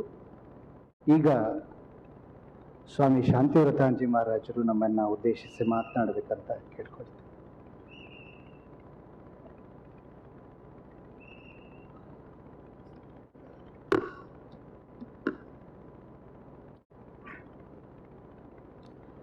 ಓಂ ರಾಮಕೃಷ್ಣ ಶರಣಂ. ಪರಮ ಪೂಜ್ಯರಾದ ಸ್ವಾಮಿ ಬಲಭದ್ರಾಂಜಿ ಮಹಾರಾಜರವರಿಗೆ ಪ್ರಣಾಮ ಸಲ್ಲಿಸ್ತಾ, ಪರಮ ಪೂಜ್ಯ ಸ್ವಾಮಿ ಮುಕ್ತಾಂಜಿ ಮಹಾರಾಜರವರಿಗೆ ಭಕ್ತಿ ಪ್ರಣಾಮ ಸಲ್ಲಿಸ್ತಾ, ಈ ಅವಕಾಶ ಕೊಟ್ಟಿದ್ದಕ್ಕೆ ಅವರಿಗೆ ವಿಶೇಷವಾಗಿ ಧನ್ಯವಾದ ಸಮರ್ಪಿಸ್ತಾ, ವೇದಿಕೆಯ ಮೇಲೆ ಹಾಗೂ ವೇದಿಕೆ ಮುಂಭಾಗದಲ್ಲಿರುವ ಎಲ್ಲ ಯತಿವರೇಣ್ಯರಿಗೆ ಹಾಗೂ ಮಾತಾಜಿಯವರಿಗೆ ಪ್ರಣಾಮಗಳು ಹಾಗೂ ಆತ್ಮೀಯ ಭಗವದ್ ಭಕ್ತರೇ. ಆತ್ಮಶ್ರದ್ಧಾಂಜಲಿ ಮಹಾರಾಜರವರು ಮೈಸೂರಿನಲ್ಲಿ ಸ್ವಾಮಿ ವಿವೇಕಾನಂದರು ಅನ್ನುವಂಥ ವಿಷಯದ ಕುರಿತು ಈಗಾಗಲೇ ಸಾಕಷ್ಟು ವಿಷಯಗಳನ್ನು ಹೇಳ್ಬಿಟ್ಟಿದ್ದಾರೆ. ಈ ಕೊನೆಯಲ್ಲಿ ಮಾತಾಡ್ಲಿಕ್ಕೆ ಏನಾದ್ರು ಬಂದವ್ರಿಗೆ ಇದೇ ಸಮಸ್ಯೆ ಆಗಿರುತ್ತೆ. ಏನಪ್ಪ ಅವರೆಲ್ಲ ನಮ್ಗೆ ಹೇಳ್ಬಿಟ್ಟಿದ್ದಾರೆ, ಏನ್ ಮಾಡೋದು ಅಂತ. ನಾವು ಅದನ್ನ ಟೆನ್ಷನ್ನು ಮಾಡ್ಕೊಳ್ಬಹುದು, ಇಲ್ಲ ಅವ್ರು ಹೇಳಿದ್ದೆಲ್ಲ ಅದೇ ಅಂತ ಹೇಳ್ಬಿಟ್ಟು ನಾನು ಹೋಗ್ಬೋದು. ಈಗ ಏನ್ ಮಾಡುವಂತಹದ್ದು ಅನ್ನೋಂಥದ್ದು ನನಗೆ ಎರಡು ಆಪ್ಷನ್, ಎರಡು ಅವಕಾಶ ಇದೆ. ಆತ್ಮಶ್ರದ್ಧಾಂಜಿ ಏನ್ ಹೇಳಿದ್ರು ಅದನ್ನು ನಾನೇ ಹೇಳ್ಬೇಕು ಅಂತ ಬಂದಿದ್ದೆ. ಅವರೆಲ್ಲ ಹೇಳಿದ್ದಾರೆ, ಇನ್ನೇನು ಹೇಳೋದು ಉಳಿದಿಲ್ಲ ಅಂತ ಹೇಳಿ, ಅದೇ ನಂದು ಕೂಡ ಅಂತ ಹೇಳಿ ಹೋಗ್ಬೋದು. ಇಲ್ಲ ಅದನ್ನ ಬಿಟ್ಟು ಇನ್ನೇನಾದ್ರೂ ಹೇಳಕ್ಕಾಗತ್ತಾ, ಹೇಳಕ್ ಆಗೋದಿಲ್ಲ ಅಂತ ಒತ್ತಡಕ್ಕೆ ಒಳಗಾಗ್ಬೋದು, ಕೂಡ ಸ್ಟ್ರೆಸ್ಗೆ ಒಳಗಾಗ್ಬೋದು. ಈ ಒಂದು ಮಾತನ್ನು ಯಾಕಪ್ಪ ನಾನು ಹೇಳ್ತಿದ್ದೀನಿ ಅಂತಂದ್ರೆ, ಸ್ವಾಮಿ ವಿವೇಕಾನಂದರು ಮೈಸೂರಿಗೆ ಬಂದಿದ್ದಾರೆ ಅನ್ನೋದು ನಮ್ಗೆಲ್ಲ ಗೊತ್ತಿದೆ. ಹಾಗೂ ಮೈಸೂರಿನಲ್ಲಿ ಸ್ವಾಮಿ ವಿವೇಕಾನಂದ ಅನ್ನುವಂಥ ಪುಸ್ತಕವನ್ನು ನಿಮ್ಗೆಲ್ಲರಿಗೂ ಕೊಟ್ಟಿದೆ. ಬಹುತೇಕರು ಆಗ್ಲೇ ಓದ್ಬಿಟ್ಟಿರ್ತೀರಾ ಅಂತ ಕಾಣುತ್ತೆ. ನಾವೇನಾದ್ರೂ ಹೇಳಿದ್ರು ಕೂಡ ಈಗ ಪುನರಾವರ್ತನೆ ಆಗುತ್ತೆ, ಇದು ಒಂದು ರಿವಿಷನ್. ಸೊ ಅದಕ್ಕೆ ನಾನು ಪೂಜ್ಯ ಸ್ವಾಮಿ ಆತ್ಮಶ್ರದ್ಧಾಂಜಲಿ ಮಹಾರಾಜರು ಮಾತಾಡ್ತಿದ್ದಾಗ ನಾನು ಏನನ್ನು ಮಾತಾಡ್ಲಪ್ಪ ಅಂತ ಯೋಚನೆ ಮಾಡ್ತಿದ್ದೆ. ಅದೇ ಘಟನೆಗಳನ್ನ ತೆಗೆದುಕೊಂಡು ಸ್ವಲ್ಪ ಚಿಂತನೆಯನ್ನ ಮಾಡುವ ಅಂತ ಹೇಳಿ ನನ್ನ ಆಲೋಚನೆ. ನಾವೆಲ್ಲರೂ ಇವಾಗ ಈ ಒಂದು ಶುಭ ಸಂಜೆಯ ಶುಭ ರಾತ್ರಿಯ ಸಮಯದಲ್ಲಿ ನಾವೆಲ್ಲ ಒಟ್ಟಿಗೆ ಕೂತಿದ್ದೇವೆ. ಬೇರೆ ಬೇರೆ ಊರುಗಳು, ಬೇರೆ ಬೇರೆ ರಾಜ್ಯಗಳು, ಬೇರೆ ಬೇರೆ ಮನೆ, ಯಾವುದೇ ಸಂಬಂಧವೂ ಇಲ್ಲದವರು ಎಷ್ಟೋ ಜನ ಕೂತಿದ್ದೇವೆ. ಆದ್ರೂ ನಾವೆಲ್ಲರ ಒಟ್ಟಿಗೆ ಒಂದೇ ಒಂದು ಸಂಕಲ್ಪದಿಂದ ಕೂತಿದ್ದೇವೆ. ಆ ಸಂಕಲ್ಪ ಶಕ್ತಿ ಯಾವ್ದಪ್ಪ ಅಂದ್ರೆ ರಾಮಕೃಷ್ಣರು, ಶಾರದಾದೇವಿಯರು, ವಿವೇಕಾನಂದರು. We are all one by Ramakrishna family. ಆ ರಾಮಕೃಷ್ಣರ ಸಾನ್ನಿಧ್ಯವನ್ನ, ಶಾರದಾದೇವಿಯವರ ಸಾನ್ನಿಧ್ಯವನ್ನ, ವಿವೇಕಾನಂದರ ಸಾನ್ನಿಧ್ಯವನ್ನ ಅನುಭವಿಸಬೇಕು ಅಂತೇಳಿ ಈ ರೀತಿಯಾದಂತಹ ಸತ್ಸಂಗ ಕಾರ್ಯಕ್ರಮಗಳಿಗೆ, ಈ ರೀತಿಯಾದಂತಹ ವಿಶೇಷವಾದಂತಹ ಕಾರ್ಯಕ್ರಮ ನಾವೆಲ್ಲ ಬರುವುದು. ಅದಕ್ಕೆ ಜಪ, ಧ್ಯಾನ, ಅವರ ಜೀವನ, ಅವರ ಉಪದೇಶಗಳ ಚಿಂತನ ಮಂಥನವನ್ನ ಮಾಡ್ತಾ ಮಾಡ್ತಾ ಆಂತರ್ಯದಲ್ಲೂ ಹಾಗೂ ಹೊರಗಡೆಯೂ ಕೂಡ ನಾವು ದಿವ್ಯತ್ರಯರ ಸಾನ್ನಿಧ್ಯವನ್ನ ಅನುಭವಿಸಬೇಕು. ಪ್ರೀತಿಯ ಭಗವದ್ ಭಕ್ತರೇ, ಶಕ್ತಿಪೀಠ ಅಲ್ಲದೆ ಇದ್ರು ಸಿದ್ಧಪೀಠ ಈ ಮಹಿಷಪುರಿ ಮೈಸೂರು ನಗರ. ಮಹಾಪುರುಷ್ ಮಹಾರಾಜ್ ಸ್ವಾಮಿ ಶಿವಾನಂದಜಿ ಹೇಳಿದ ಹಾಗೆ ಇಲ್ಲಿ ಮಹಾತಾಯಿ ಚಾಮುಂಡಿ ದೇವಿ ಜೀವಂತವಾಗಿದ್ದಾಳೆ. ಹಲವಾರು ಜನರ ದರ್ಶನಗಳಾಗಿದೆ. ಸ್ವಯಂ ಶಿವನನ್ನೇ ಕಾಣ್ಬೇಕು ಅಂತ ಹೇಳಿ ನಾವು ಕೈಲಾಸಕ್ಕೆ ಹೋಗ್ತೀವಿ, ಶ್ರೀಶೈಲಕ್ಕೆ ಹೋಗ್ತೀವಿ, ಇತ್ಯಾದಿ ಹಲವಾರು ಜಾಗಗಳಿಗೆ ಹೋಗ್ತಾ ಇರ್ತೀವಿ. ಅದೇ ರೀತಿ ಸ್ವಾಮಿ ವಿವೇಕಾನಂದರು ದ ಶಿವ ದ ಲಾರ್ಡ್ ಇನ್ಕಾರ್ನೇಟ್ ಅಂತ ನಾವೇನ್ ಹೇಳ್ತೀವಲ್ಲ, ಆ ಸ್ವಯಂ ಶಿವನೇ ಬಂದು ಹಲವಾರು ವಾರಗಳು ಇಲ್ಲ ಒಂದೆರಡು ತಿಂಗಳ ಕಾಲ ಇದ್ದಂತಹ ಪುಣ್ಯ ಭೂಮಿಗೆ, ತಪೋಭೂಮಿಗೆ ನಾವೆಲ್ಲರೂ ಬಂದಿದ್ದೇವೆ. ಈ 3-4 ದಿವಸಗಳ ಕಾಲ ಆ ಸ್ವಾಮಿ ವಿವೇಕಾನಂದರ ಸಾನ್ನಿಧ್ಯವನ್ನ ಅನುಭವಿಸ್ಲಿಕ್ಕೆ ಇದೊಂದು ಸದಾವಕಾಶ. We can enjoy his presence for 4 days where Swami Vivekananda sanctified such a holy place that is our Mysore city. ನಾವೆಲ್ಲಾದ್ರೂ ಹೋದಾಗ ನಮ್ಮನ್ನು ವಿಸಿಟಿಂಗ್ ಕಾರ್ಡ್ಗಳನ್ನು ತೆಗೆದುಕೊಂಡು ಹೋಗ್ತೀವಿ, ಇಲ್ಲ ಬಯೋಡಾಟಾ ಬಯೋಡಾಟಾವನ್ನ ಕೊಡ್ತೀವಿ ನಾವು, ಇತ್ಯಾದಿ ಇನ್ನು ಬೇರೆಯವ್ರಿಗೆಲ್ಲ ಹೇಳಿಸುವಂತ ಪ್ರಯತ್ನವನ್ನ ಮಾಡ್ತಿರ್ತೀವಿ, ನಮ್ಮದೇ ಆದಂತ ನಮ್ಮ ಬಗ್ಗೆ ಜನರಿಗೆ ಸ್ವಲ್ಪ ಅರ್ಥ ಆಗಲಿ ಅಂತ. ಸ್ವಾಮಿ ವಿವೇಕಾನಂದನ ಅನಾಮಧೇಯರಾಗಿದ್ದಂತಹ ಸ್ವಾಮಿ ವಿವೇಕಾನಂದನ ಪ್ರಪ್ರಥಮವಾಗಿ ದಿವಾನ್ ಶೇಷಾದ್ರಿ ಅಯ್ಯರವರು ಭೇಟಿಯಾದಂತ ಸಮಯದಲ್ಲಿ ಅವರು ಯಾವುದೇ ವಿಸಿಟಿಂಗ್ ಕಾರ್ಡ್ ಅನ್ನ ಕೊಡ್ಲಿಲ್ಲ, ಅವರ ಬಯೋಡಾಟವನ್ನ ಕೊಡ್ಲಿಲ್ಲ, ಅವರ ಬಗ್ಗೆ ಯಾರೂ ಕೂಡ ಹೇಳಿರ್ಲಿಲ್ಲ. ಆದ್ರೆ ಒಂದೇ ಒಂದು ಭೇಟಿಯಲ್ಲಿ ಸ್ವಾಮಿ ವಿವೇಕಾನಂದರ ಜೀವನ, ವ್ಯಕ್ತಿತ್ವ, ಅಂಥ ಮೇರು ವ್ಯಕ್ತಿತ್ವವಾದಂಥ ದಿವಾನ್ ಶೇಷಾದ್ರಿಯವರ ಮನಸ್ಸಿನ ಮೇಲೆ ಅಗಾಧವಾದ ಪರಿಣಾಮ ಬೀರ್ತು. ಅಂದ್ರೆ ಸ್ವಾಮಿ ವಿವೇಕಾನಂದರ ವ್ಯಕ್ತಿತ್ವ ಎಂಥದ್ದು ಅಂತ ಹೇಳಿ ನಾವು ಭಾವಿಸಬಹುದು. ಅವರ ವಿದ್ವತ್ತಾಗಿರ್ಬೋದು, ಅವರ ತಪಶಕ್ತಿ ಆಗಿರ್ಬೋದು, ಅವ್ರದೇ ಆದ ಮಾತುಗಳಲ್ಲಿ ಹೇಳಬೇಕಂದ್ರೆ ದಿವ್ಯತೆಯ ಅಭಿವ್ಯಕ್ತತೆ, ಮ್ಯಾನಿಫೆಸ್ಟಿಂಗ್ ದ ಡಿವಿನಿಟಿ. ಆ ದಿವ್ಯತೆ ಅಭಿವ್ಯಕ್ತತೆ ಇದ್ದಿದ್ದರಿಂದ ಅಂತ ಕಾಣುತ್ತೆ ಆ ದಿವಾನ್ ಶೇಷಾದ್ರಿ ಅವರ ಮನಸ್ಸಿನ ಮೇಲೆ ಅಷ್ಟು ಪರಿಣಾಮ ಆಯಿತು. ಅದೇ ರೀತಿ ದಿವಾನ್ ಶೇಷಾದ್ರಿ ಅವರು ಕರ್ಕೊಂಡು ಬಂದ ಮೇಲೆ ಸ್ವಾಮಿ ವಿವೇಕಾನಂದರಿಗೆ ಬರ್ಲಿಕ್ಕೆ ಆಹ್ವಾನವನ್ನ ಕೊಡ್ತಾರೆ. 1892 ನವೆಂಬರ್ಲಿ ಸ್ವಾಮಿ ವಿವೇಕಾನಂದರು ಬಂದಾಗ ಆಗಿನ ವೈಸ್ರಾಯ್ ಬಂದಿದ್ದ ಕಾರಣ ಮಹಾರಾಜರು ಮತ್ತೆ ಶೇಷಾದ್ರಿ ಅಯ್ಯರ್ ಇಬ್ರು ಕೂಡ ಬ್ಯುಸಿ ಆಗಿದ್ರು. ಈಗ ನಮ್ಮನ್ನ ಯಾರಾದ್ರೂ ಕರೆದು ಅವ್ರು ಬ್ಯುಸಿ ಆಗಿತ್ತು ಅಂತಂದ್ರೆ ನಾವು ಕೋಪ ಮಾಡ್ಕೊಳ್ತೀವಿ, ನಾವು ಟೆನ್ಷನ್ ಮಾಡ್ಕೊಳ್ತೀವಿ, ಇಲ್ಲ ಯಾಕಾದ್ರೂ ಕರೆದು ಅಂತ ಬೈತೀವಿ, ಇಲ್ಲ ವಾಪಸ್ ಹೋಗ್ತೀವಿ. We react to the situations, we react to the people.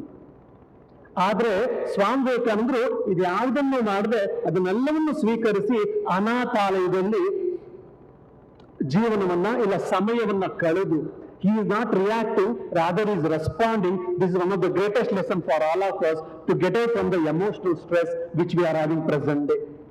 ಭಾವನೆಗಳ ಒತ್ತಡ ಅಂತ ನಾವು ಇವತ್ತೆಲ್ಲ ಮಾತಾಡ್ತಿರ್ತೀವಲ್ಲ, ಅದಕ್ಕೆ ಸ್ವಾಮಿ ವಿವೇಕಾನಂದ ಜೀವನದಿಂದ ಒಂದು ಅದ್ಭುತ ಪಾಠ ನಮ್ಗೆ. ನಾವು ರಿಯಾಕ್ಟ್ ಮಾಡಬಾರ್ದು, ರೆಸ್ಪಾಂಡ್ ಮಾಡಬೇಕು ಅಂತ. ಅವ್ರ ಪಾಡಿಗೆ ಒಂದು ಲೋ ಪ್ರೊಫೈಲ್ ಇಟ್ಕೊಂಡು ಅವ್ರಿಗೋಸ್ಕರ ಕಾದರು.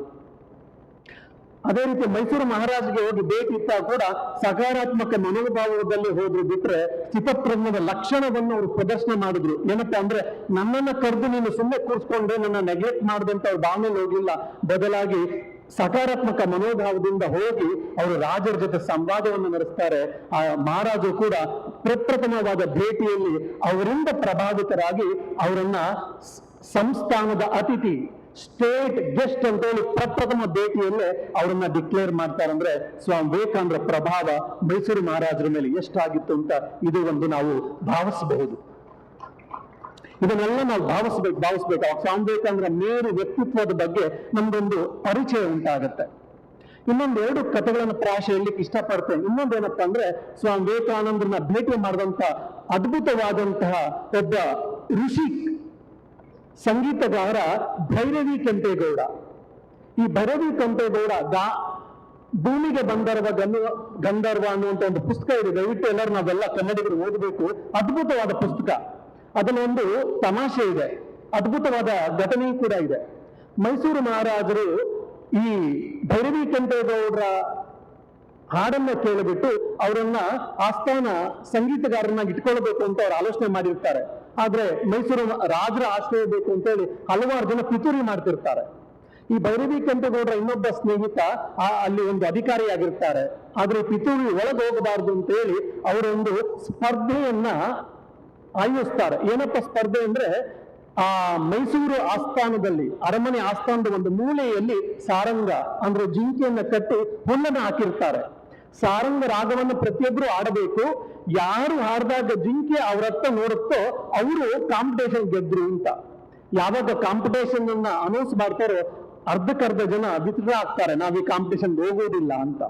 ಇನ್ನು ಇರೋರೆಲ್ಲೆಲ್ಲರೂ ಪ್ರಯತ್ನ ಮಾಡ್ತಾರೆ. ಭೈರವಿ ಕೆಂಪೇಗೌಡರು ಸಾರಂಗ ರಾಗವನ್ನು ಹಾಡಿದ ಪ್ರಾರಂಭದಲ್ಲೇ ಆ ಜಿಂಕೆ ತಾನು ಮೇಯೋದನ್ನು ಬಿಟ್ಟು ಹಾಡು ಮುಗಿಸುವವರೆಗೂ ಭೈರವಿ ಕೆಂಪೇಗೌಡರ ಜೊತೆ ಎವೆಯಿಕ್ಕದೆ ನೋಡ್ತಾ ಇರುತ್ತೆ. ಹಾಗಾಗಿ ಅವರನ್ನು ಆಸ್ಥಾನ ಸಂಗೀತಗಾರರಾಗಿ ಇದ್ ಮಾಡ್ತಾರೆ. ಇದೇ ಭೈರವಿ ಕೆಂಪೇಗೌಡರು ಸ್ವಾಮಿ ವಿವೇಕಾನಂದರ ಜೊತೆ ಹಾಡನ್ನು ಹಾಡಿ ಚಾಮುಂಡಿ ಬೆಟ್ಟದಲ್ಲಿ ಅವರನ್ನ ಪ್ರಭಾವಿತರನ್ನಾಗಿ ಮಾಡ್ತಾರೆ. ಭೈರವಿ ಕೆಂಪೇಗೌಡರ ಕುರಿತು ಸ್ವಾಮಿ ವಿವೇಕಾನಂದರು ಮಹಾರಾಜ ಹತ್ರ ನಿನ್ನ ಹತ್ರ ಅದ್ಭುತವಾದ ರತ್ನ ಇದೆ ಅಂತ ಹೇಳ್ತಾರೆ.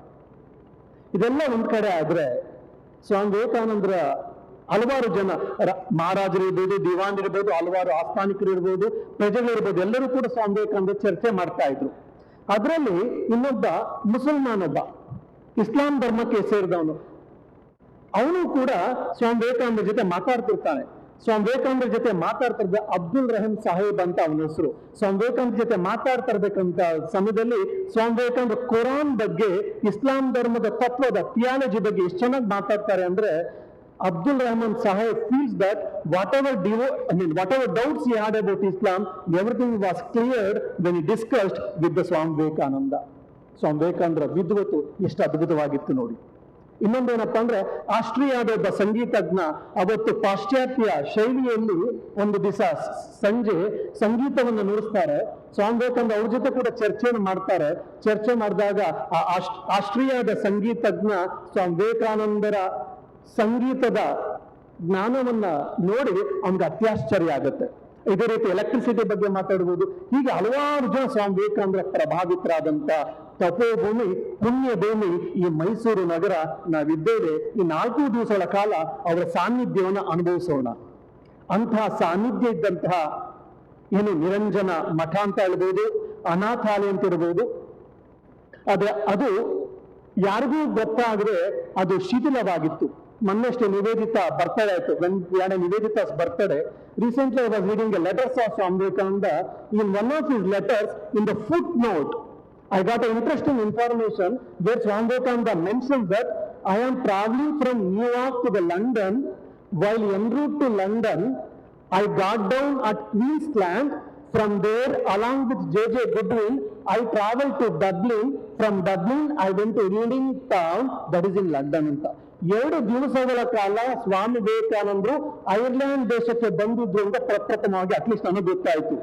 ಈ ವಿಷಯವನ್ನ ನಿವೇದಿತ ಜನ್ಮ ದಿನೋತ್ಸವದ ಸಮಯದಲ್ಲಿ ನಾನು ಹೇಳಿದಾಗ ಭಾರತೀಯ ಭಕ್ತರಲ್ಲದೆ ಐರಿಷ್ ಭಕ್ತರೆಲ್ಲರೂ ಕೂಡ ಹೇಳಿದ್ರು, Swamiji, today when we got to know Swami Vivekananda visited Ireland for 2 days, when we heard that, we are feeling blessed and we are feeling electrified ಅಂತ ಹೇಳಿ ಐರಿಷ್ ಭಕ್ತರು ಹೇಳ್ತಾರೆ.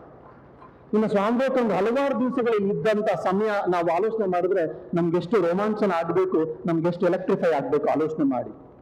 ಶ್ರೇಯಾಂಸಿ ಬಹು ವಿಜ್ಞಾನಿ ಅನ್ನುವಂತ ಮಾತಿನಂತೆ ಅದ್ಭುತವಾದಂತ ತೀರ್ಥಕ್ಷೇತ್ರ, ತಪೋಕ್ಷೇತ್ರ ಆಗಬೇಕಾದಂತ ಇದೇ ವಿವೇಕ ಸ್ಮಾರಕ ದುರದೃಷ್ಟವಶಾತ್ ಜನರ ಕಣ್ಮರೆಯಾಗಿತ್ತು.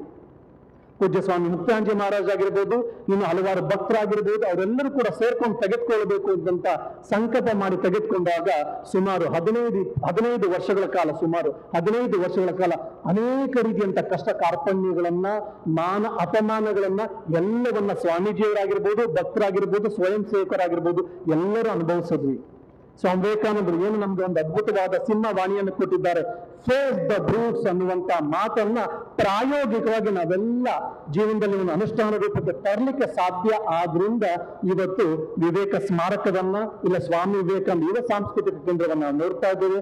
ಅದಕ್ಕೆ ಹಲವಾರು ಜನ ಪರಿಶ್ರಮಿಸಿದ್ದಾರೆ.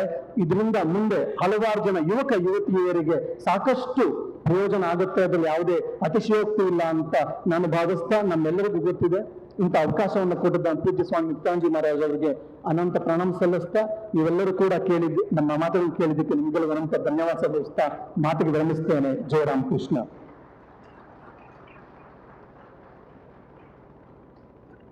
ಸ್ವಾಮೀಜಿಯವರು ತಮಗೆ ಬಂದಂತ ಸವಾಲು ಅಂದ್ರೆ ಅದೇ ವಿಷಯ ಮತ್ತೆ ಮಾತಾಡೋದು.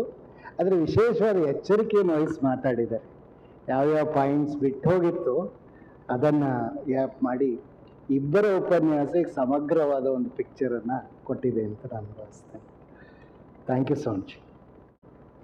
We now request Revered Swami Sarvasthanji Maharaj, Minister in charge Ramakrishna Vedanta Center, UK, to address us.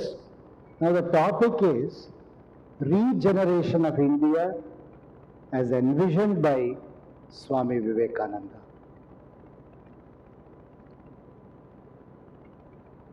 A topic which always has some kind of relevance in the present.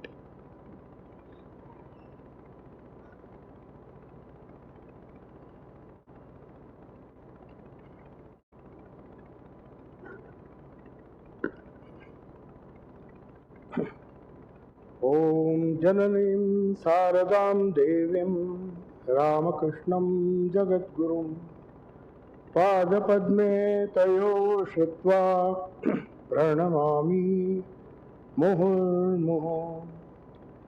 नमः श्रीयतिराजाय विवेकानन्दसूरये सच्चित्सुखस्वरूपाय स्वामिने तापहारिणे।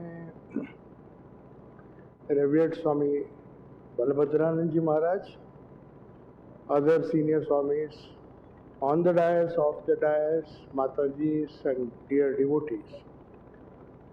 It's a great pleasure to be present here. I have fond memories of this institution. It's one of the first exposure to spiritual life, you can say.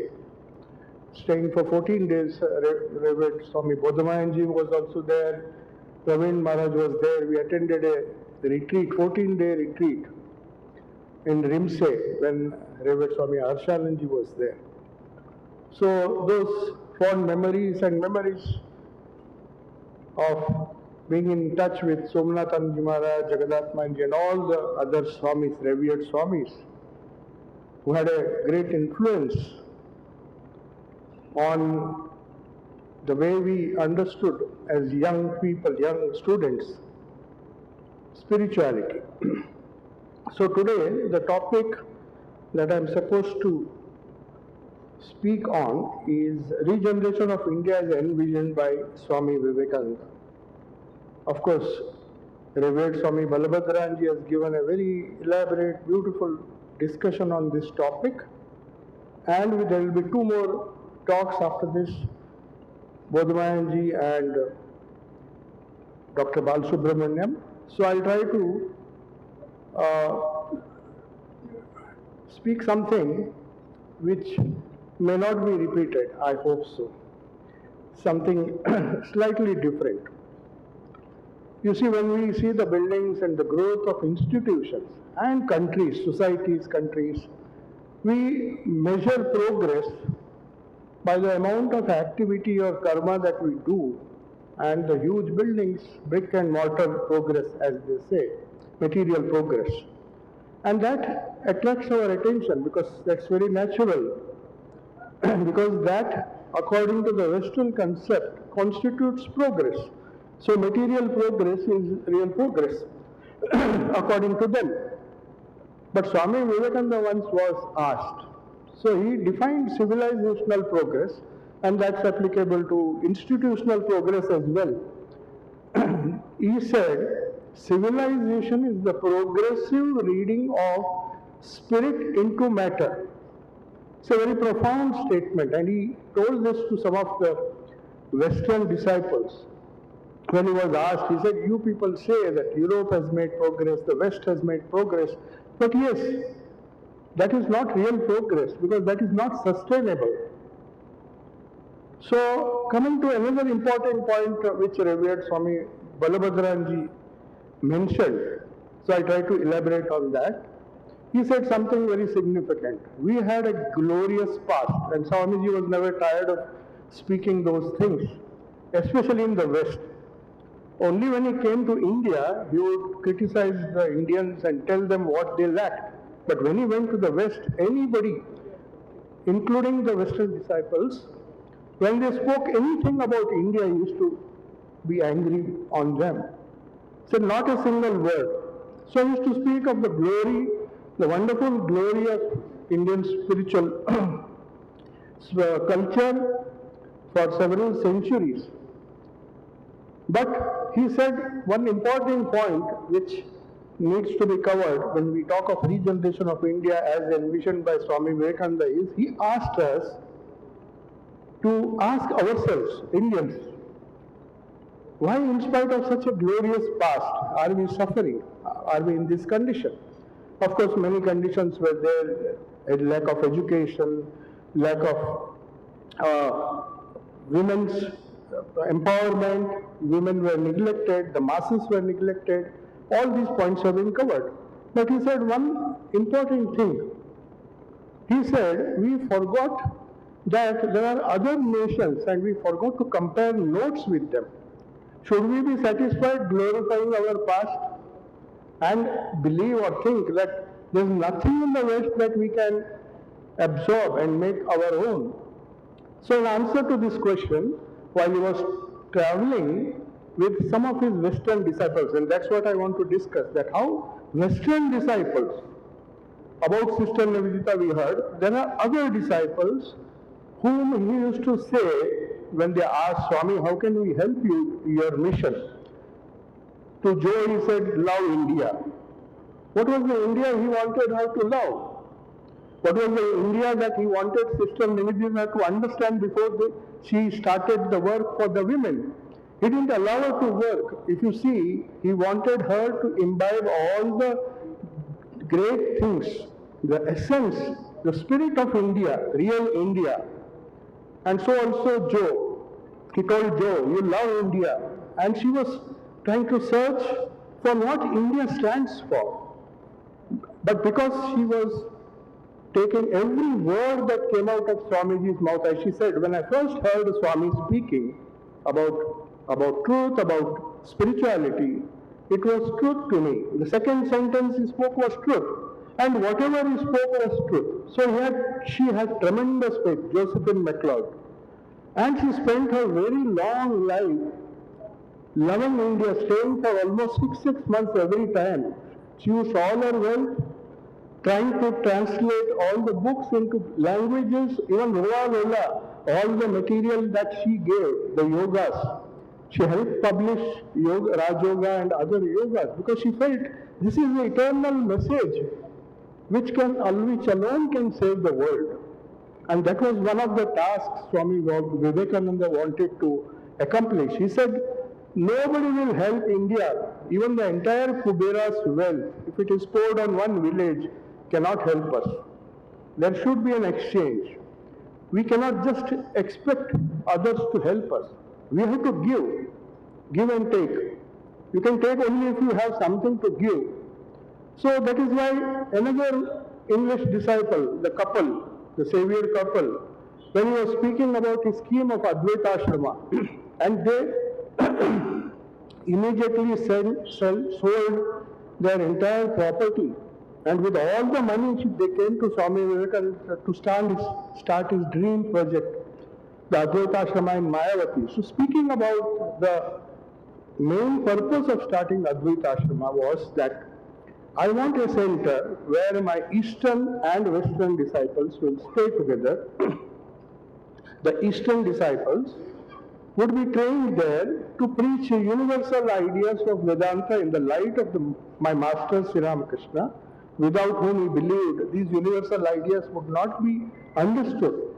So only in the light of Sri Ramakrishna's teachings, these wonderful Advaitic ideas will make sense to the masses. And for that he said, I want to train Eastern people from the East, to live together with the Western people. And he said, but on the other hand, the Western disciples will come and bring along with them the scientific spirit, the wonderful, because in those days we did not have access. The British saw to it that we didn't have access to the wonderful fruits of science and technology. So he wanted the Western disciples to help us in some way to educate the masses, to educate young people, to educate the entire India with the benefits that the Western science and technology has helped them to remove poverty, socio-economic progress. So when he met these three disciples, women disciples, he was still thinking of this scheme. When they came to India with him, Joe was there, Sister Nivedita was there were other. He said, suddenly he stopped and said, you know what will be an ideal civilization? He said, three civilizations, great civilizations, have shaped the entire progress of humanity. And he said, of course, each civilization has a unique contribution to make. This is very important to understand, because if we think that we can isolate ourselves, that's what he also said, if we isolate ourselves and just brag about the glory, the ancient glory, no doubt India had her contribution to make to the entire world, and that, he says, is the goal, to spiritualize the entire world. But there is some kind of toned down materialism which we have to imbibe from the West. So he said there are three great civilizations. To regenerate India, to have a regeneration of India, we have to combine the best of three major races. One is the Greek race, he said this when they were on their way to Kashmir to visit Amarnath. So he said, he just stopped, paused, and said to these Western disciples, the Greek excellence in politics administration, we want that discipline, that which made Greek and all the Western nations who borrowed those ideas, they had their contribution to make. We should learn from them the excellence in administration which we need if we want to progress, at least materially. Then she said, there is a defect in that Roman civilization, politics and administration. Along with that comes power, and along with power comes cruelty. So that cruelty was the downfall of Roman civilization. That led to the downfall, though the positive side was absorbed by all countries and all the democracies and all the wonderful systems that have been developed. We can learn from that. The second civilization that we have to learn from, he said, is the Greek civilization, which for the first time approached the material world, the entire world, with a scientific spirit, science, arts, and technology. They came from the rational attitude of a rational system of education that was inspired by Greece. So that was their contribution. But then that led to hedonistic pleasures and other pleasure-seeking attitude which led to the downfall of Europe. And he said this. He said, if Europe does not take to spiritual ways, it is sitting on the top of a volcano and it will burst any time. And that is, his prediction came true. 2 world wars. With all the progress of science and technology, Europe could not be saved because there was one element lacking, and that was Indian spirituality. And then he said the third contribution is the Indian contribution in the field of spirituality, which should flood the world. So he said a combination of these 3 civilizations which have contributed to the progress of the world should be experimented in India. If we want real rejuvenation, first and foremost, flood the country with spiritual ideas and ideas. Let them rally around the spirit. Let there be more and more of spirit, a progressive reading of spirit into matter. Unfortunately, our religion, though we are a very religious country, Swamiji saw that we are religious, but along with that, there are so many superstitions. True spirituality is missing. And that's why Sri Ramakrishna incarnated, to show where is true spirituality. How can we practice true spirituality? So he knew that if we do not correct ourselves, and instead of reading spirit into matter, we read matter into spirit, try to secularize our spirituality by various meaningless rituals, meaningless practices in the name of religion, which he saw was very harmful. for our nation. So, reading of spirit into matter is India's contribution, and that material development can be made sustainable if first India is made strong. Its foundation is made strong by infusing spiritual ideals, creating some kind of harmony among conflicting sects. He said Sri Ramakrishna came for that. There was a conflagration, everybody quarreling with each other in the name of religion, spirituality. So Abhyudaya and Nishreyasa, Revered President Maharaj mentioned that. He said Abhyudaya should be there, but it should be guided by the great principle of Tyaga, that is Nishreyasa. Abhyudaya is not just material welfare. Spiritual, if there is this ideal of moksha or ideal of primacy of spirit, then Abhyudaya will lead to prosperity and it will be sustainable and it will create a wonderful society. So he told the women disciples who were there to help him, most of these women disciples, they contributed a lot. Saviors sold their entire wealth, started Mayavati Ashram.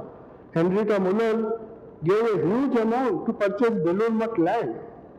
Goodwin, without Goodwin, we would not have had the complete works of Swami Vivekananda. And Jo's life, if you see, till the age of 91, she was constantly thinking how these spiritual ideas. She met so many great people and requested them to translate books into Spanish, into German, and she paid money to publish these books. She wanted these ideas to survive and save the world, as Swamiji had said.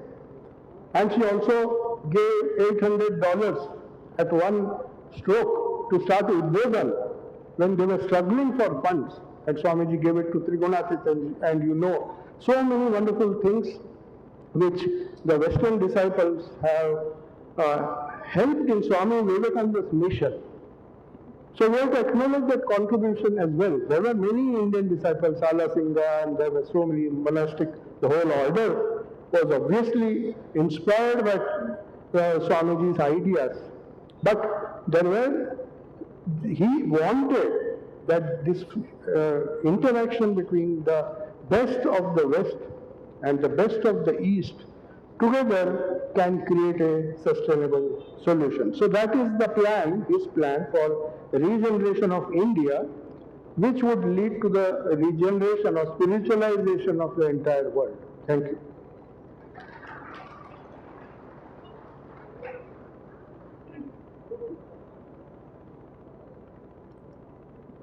I thank Reverend Sarvasthananji Maharaj, Minister in charge, Ramakrishna Vedanta Center, for his wonderful address. Thank you, Swamiji. ಈಗ ಭಾರತದ ಪುನರುತ್ಥಾನ ಮತ್ತು ಸ್ವಾಮಿ ವಿವೇಕಾನಂದ ಈ ವಿಷಯದ ಕುರಿತಾಗಿ ಮಾತನಾಡಬೇಕೆಂದು doctor R Balasubrahmanyam ಸದಸ್ಯರು, ಮಾನವ ಸಂಪನ್ಮೂಲ ಸಾಮರ್ಥ್ಯ ನಿರ್ಮಾಣ ಆಯೋಗ, ಭಾರತ ಸರ್ಕಾರ ಇವರನ್ನು ಕೋರಿಕೊಳ್ಳುತ್ತೇನೆ. Over to doctor R Balasubrahmanyam.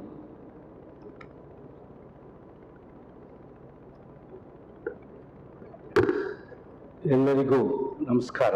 ವೇದಿಕೆ ಮೇಲಿರುವಂಥ ಪರಮ ಪೂಜ್ಯ ಸ್ವಾಮಿ ವರಭದ್ರಾನಂದಜಿ ಅವರಿಗೆ ಹಾಗೂ ಇಲ್ಲಿರ್ತಕ್ಕಂಥ ಎಲ್ಲ ಸನ್ಯಾಸಿನಿ ಮಾತೆಯರಿಗೆ ನಮಸ್ಕರಿಸ್ತಾ, ಮೈಸೂರಿಗೆ ಬರುಮಾಡಲಿಕ್ಕೆ ಆಹ್ವಾನಿಸಿ ಹಾಗೂ ಪ್ರಾಯಶಃ ಮೈಸೂರಲ್ಲಿ ಒಂದು ಮೈಲುಗಲ್ಲು ಕ್ಷಣವನ್ನು ಸೃಷ್ಟಿಸುವಂಥ ವಿವೇಕ ಸ್ಮಾರಕದ ಮುಖಾಂತರ ಸೃಷ್ಟಿಸುವಂಥ ಸ್ವಾಮಿ ಮುಕ್ತಿದಾನಂದಜಿ ಅವರಿಗೆ ನಮಸ್ಕರಿಸ್ತಾ, ಸ್ವಾಮಿ ಶಾಂತಿವತಾನಂದಜಿ ಅವರು ಮಾತಾಡುವಾಗ ಎಲ್ಲವನ್ನೂ ಹೇಳಿಬಿಟ್ಟಿದ್ದಾರೆ ಅಂತ ಅವ್ರು ಹೇಳಿದ್ರು. ಇನ್ನು ನನ್ನ ಪರಿಸ್ಥಿತಿಯನ್ನು ಯೋಚನೆ ಮಾಡಿದಾಗ ಉಳ್ಕೊಂಡಿರೋದು ಬಹಳ ಕಡಿಮೆ. ನನ್ನ ಆದಮೇಲೆ ಸ್ವಾಮಿ ಬೋಧಮಾನಂದಜಿಗೆ ಏನು ಉಳ್ಕೊಂಡಿರುತ್ತೆ ಅಂತ ಇನ್ನು ಗೊತ್ತಿಲ್ಲ ನನಗೆ, ಅದರಿಂದ ಅದ್ರ ಬಗ್ಗೆ ಮಾತಾಡೋದಿಲ್ಲ. ನಾನು ಯೋಚನೆ ಮಾಡ್ತಿದ್ದೆ, 100 ವರ್ಷಗಳ ಈ ರಾಮಕೃಷ್ಣ ಆಶ್ರಮದ ಮೈಸೂರು ಇತಿಹಾಸದಲ್ಲಿ ನಾನೀಗ ಮಾತಾಡುವಂಥ ಸ್ವಲ್ಪ ವ್ಯತ್ಯಾಸವಾದದ್ದು. ನನ್ನ ಸಂಪರ್ಕ ಹಾಗೂ ನನ್ನ ಆ 100 ವರ್ಷಗಳಲ್ಲಿ 43 ವರ್ಷಗಳ ಸಂಪರ್ಕ ನನ್ನದು. ಸೊ ಹಾಗೆ ಯೋಚನೆ ಮಾಡ್ತಾ ಇದ್ದೀನಿ, 43 ವರ್ಷಗಳಲ್ಲಿ ನನ್ನ ಜೀವನದಲ್ಲಿ ಏನು ಪರಿವರ್ತನೆ ಆಗಿದೆ ಅಂತ. ಪ್ರಾಯಶಃ ಮೈಸೂರು ನಾಗರಿಕನಾಗಿ ನಾನು ಮಾತಾಡುವಂಥದ್ದನ್ನ ಯೋಚನೆ ಮಾಡ್ತಾ ಇದ್ದೆ. ಬಹಳ ಬಂದ ಹೊಸದರಲ್ಲಿ ಬೆಂಗಳೂರು ರಾಮಕೃಷ್ಣ ಆಶ್ರಮದಿಂದ ಸಿಕ್ಕಿದಂಥ ಸ್ಫೂರ್ತಿ ಮೈಸೂರಿಗೆ ವಿದ್ಯಾಭ್ಯಾಸ ಮಾಡಲಿಕ್ಕೆ ಬಂದಾಗ ಆಶ್ರಮಕ್ಕೆ ಬರ್ತಿದ್ದೆ. ಪ್ರತಿ ಶನಿವಾರ ಸ್ವಾಮಿ ಜಗದಾತ್ಮಾನಂದಜಿಯವರ ನಮಗೆ ಭಜನೆ ಜೊತೆಗೆ ಪ್ರವಚನ ಮಾಡ್ತಿದ್ರು. ಆ ಸಂದರ್ಭದಲ್ಲಿ ಪ್ರಾಯಶಃ ಸೇವೆ ಅನ್ನುವ 30,000 ಅಡಿಯಲ್ಲಿ ಅರ್ಥ ಮಾಡಿಕೊಳ್ಳುವಂಥದ್ದು ಈ ಅಂಕಣಗಳನ್ನು ಓದಿದಾಗ ಅದನ್ನು ನೆಲಮಟ್ಟಕ್ಕೆ ತಂದು ಹೇಗೆ ನಾವು ಏನು ಮಾಡಬಹುದು ಅಂತ ನಮಗೆ ಒಂದು ಪ್ರಾಕ್ಟಿಕಲೈಸೇಷನ್ ಆಫ್ ಸ್ವಾಮಿ ವಿವೇಕಾನಂದ ಅಂತಲೇ ಹೇಳ್ಬೋದು. ನಮಗೆ ಪ್ರತಿ ಒಂದು 10-15 ನಿಮಿಷ ಮಾತಾಡೋರು ಅಷ್ಟೇ. ಪ್ರತಿ ಶನಿವಾರ ಯಾವಾಗ ಬರತ್ತಪ್ಪ ಅಂತ ಕಾಯ್ತಿದ್ವಿ. ಆಗ ಪರಿಚಯ ಆದಂಥ ಸ್ವಾಮಿ ವಿವೇಕಾನಂದರ ಲಿಟ್ರೇಚರ್ ಅಂತಲೇ ಹೇಳ್ಬೋದು. ಹಾಗೇನೆ ವೇದಾಂತ ಕಾಲೇಜಲ್ಲಿ ಈ ವಿವೇಕಾನಂದ ಯೂತ್ ಮೂವ್ಮೆಂಟ್ ಶುರು ಮಾಡಿದ ನಂತರ ಮೊದಲನೇ ವಾರ್ಷಿಕೋತ್ಸವಕ್ಕೆ ಅಂತ ಕರೀಲಿಕ್ಕೆ ಹೋದಾಗ ಸ್ವಾಮಿ ವೀತಮೋಹನಂದಜಿಯವರ ಪರಿಚಯ, ಅವರ ಮುಖಾಂತರ ನನಗೆ ದೀಕ್ಷಾ ಕೊಟ್ಟಂತ ಸ್ವಾಮಿ ಅಚಲಾನಂದಜಿಯವರ ಪರಿಚಯ. ಮಾತಾಡ್ತಾ ಅವ್ರು ಹೇಳಿದ್ರು, ನನಗೆ ತುಂಬಾ ವಯಸ್ಸಾಯಿತು, ಸಂಸ್ಥೆಗಳು ಕಟ್ಟುವುದ ಬಗ್ಗೆ ನನಗೆ ಅಷ್ಟು ಪರಿಚಯ ಇಲ್ಲ, ಆದರೆ ರಾಮಕೃಷ್ಣ ವಿದ್ಯಾಶಾಲೆಯಲ್ಲಿ ಹರಿ ಮಹಾರಾಜ್ ಇದ್ದಾರೆ, ಅವ್ರನ್ನ ನಿಮ್ಮ ಸಂಪರ್ಕಕ್ಕೆ ಬಂದ್ರೆ ಅವರ ಮಾರ್ಗದರ್ಶನದಲ್ಲಿ ಬಹುಶಃ ಈ ಸೇವೆಗೆ ಒಂದು ದಾರಿ ಹುಡುಕಬಹುದು ಅಂತ ಸೂಚನೆ ಕೊಟ್ಟಂಥದ್ದು. ಆಗ ಪರಿಚಯ ಆದಂಥ ಸ್ವಾಮಿ ಸುರೇಶ ಅಂಜಿ ಪ್ರಾಯಶಃ ನನ್ನ ಜೀವನಕ್ಕೆ ಒಂದು ನೀಲಿ ನಕ್ಷೆಯನ್ನ ತಯಾರಿಸಿಕೊಟ್ಟ ಹಾಗೆ ಪ್ರತಿ ವಾರ ಇಲ್ಲಿ ವಿದ್ಯಾಶಾಲೆಗೆ ಕರೆಸ್ಪಾಂಡೆಂಟ್ ಆಗಿದ್ದಾಗ ಅಲ್ಲಿ ರಸ್ತೆ ಕೂಡ ಇಲ್ದಿರತಕ್ಕಂಥ ಸಂದರ್ಭದಲ್ಲಿ ಪ್ರತಿ ವಾರ ಬರೋರು. ನೆನಪಿಸ್ಕೊಳ್ಳುವಂಥದ್ದಂದ್ರೆ ಅವರು ಬಂದಾಗ ತಮಾಷೆಯಾಗಿ ಪ್ರಭುಶಂಕರ್ ಅವ್ರಿಗೆ ಹೇಳೋರು, ಪ್ರಭುಶಂಕರ ಬಹಳ ಸನ್ಯಾಸಿಗಳಿಗೆ ಗೌರವ ಇದೆ, ನಾವು ಬಂದ ತಕ್ಷಣ ಅದಕ್ಕೋಸ್ಕರ ನಮಸ್ಕಾರ ಮಾಡ್ಕೊಂಡು ಬಾಲು ಅನ್ಕೊಂಡ್ಬಿಡ್ಬೇಡ, ಬಹಳ ಹಾಸ್ಯಕರವಾಗಿ ಹೇಳೋರು. ನಾನು ತರ್ತಿರುವಂತ ಬ್ರೆಡ್, ಬಿಸ್ಕೆಟ್, ಹಾಲು, ಮೊಸರಿಗೆ ಧನ್ಯವಾದಗಳು ಹೇಳಲಿಕ್ಕೆ ನಮಸ್ಕಾರ ಮಾಡ್ತಿದ್ದಾನೆ ಇವನು ಅಂತಾನೆ ಹೇಳೋರು. ಬಟ್ ಹಾಸ್ಯವಾಗಿ ಹೇಳಿದ್ರು ಕೂಡ ಪ್ರತಿ ವಾರ ಕೊಟ್ಟಂತ ಆ ಪ್ರೋತ್ಸಾಹ ಇವತ್ತೊಂದು ಬೃಹತ್ ಸಂಸ್ಥೆಯಾಗಿ ಪರಿವರ್ತನೆ ಆಗಿದೆ. ಅದಕ್ಕೂ ಭಾರತದ ಪುನರ್ ನಿರ್ಮಾಣಕ್ಕೆ ಏನು ಸಂಬಂಧ? ಅವರು ಬದುಕಿರೋ ತನಕ ಅವ್ರ ಹತ್ರ ಮಾಡಿದಂಥ ಚರ್ಚೆಗಳು, ಅವರಿಂದ ಕಲ್ತಂಥ ವಿಚಾರಗಳು, ಸ್ವಾಮಿ ವಿವೇಕಾನಂದ ತತ್ವವನ್ನ ಕಾರ್ಯರೂಪಕ್ಕೆ ತರುವುದಕ್ಕೆ ಅವ್ರು ಕೊಟ್ಟಂತ ಸಲಹೆ 5 ವರ್ಷಗಳ ಹಿಂದೆ ಭಾರತ ಸರ್ಕಾರದಲ್ಲಿ ಸನ್ಮಾನ್ಯ ಪ್ರಧಾನಮಂತ್ರಿಗಳ ಜೊತೆಗೆ ಅವರ ನೇತೃತ್ವದಲ್ಲಿ ಕೆಲಸ ಮಾಡಲಿಕ್ಕೆ ಅವಕಾಶ ಸಿಕ್ಕಿದಾಗ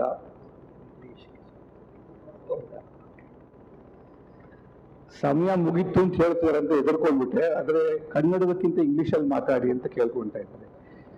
ನಾನು ಅನ್ಕೊಂಡು ಉಳಿದವರೆಲ್ಲ ಕನ್ನಡದವರೇ ಉಳ್ಕೊಂಡಿರ್ತೀವಿ ಅಂತ ಕನ್ನಡದಲ್ಲೇ ಮಾತಾಡ್ತಿದ್ದೆ.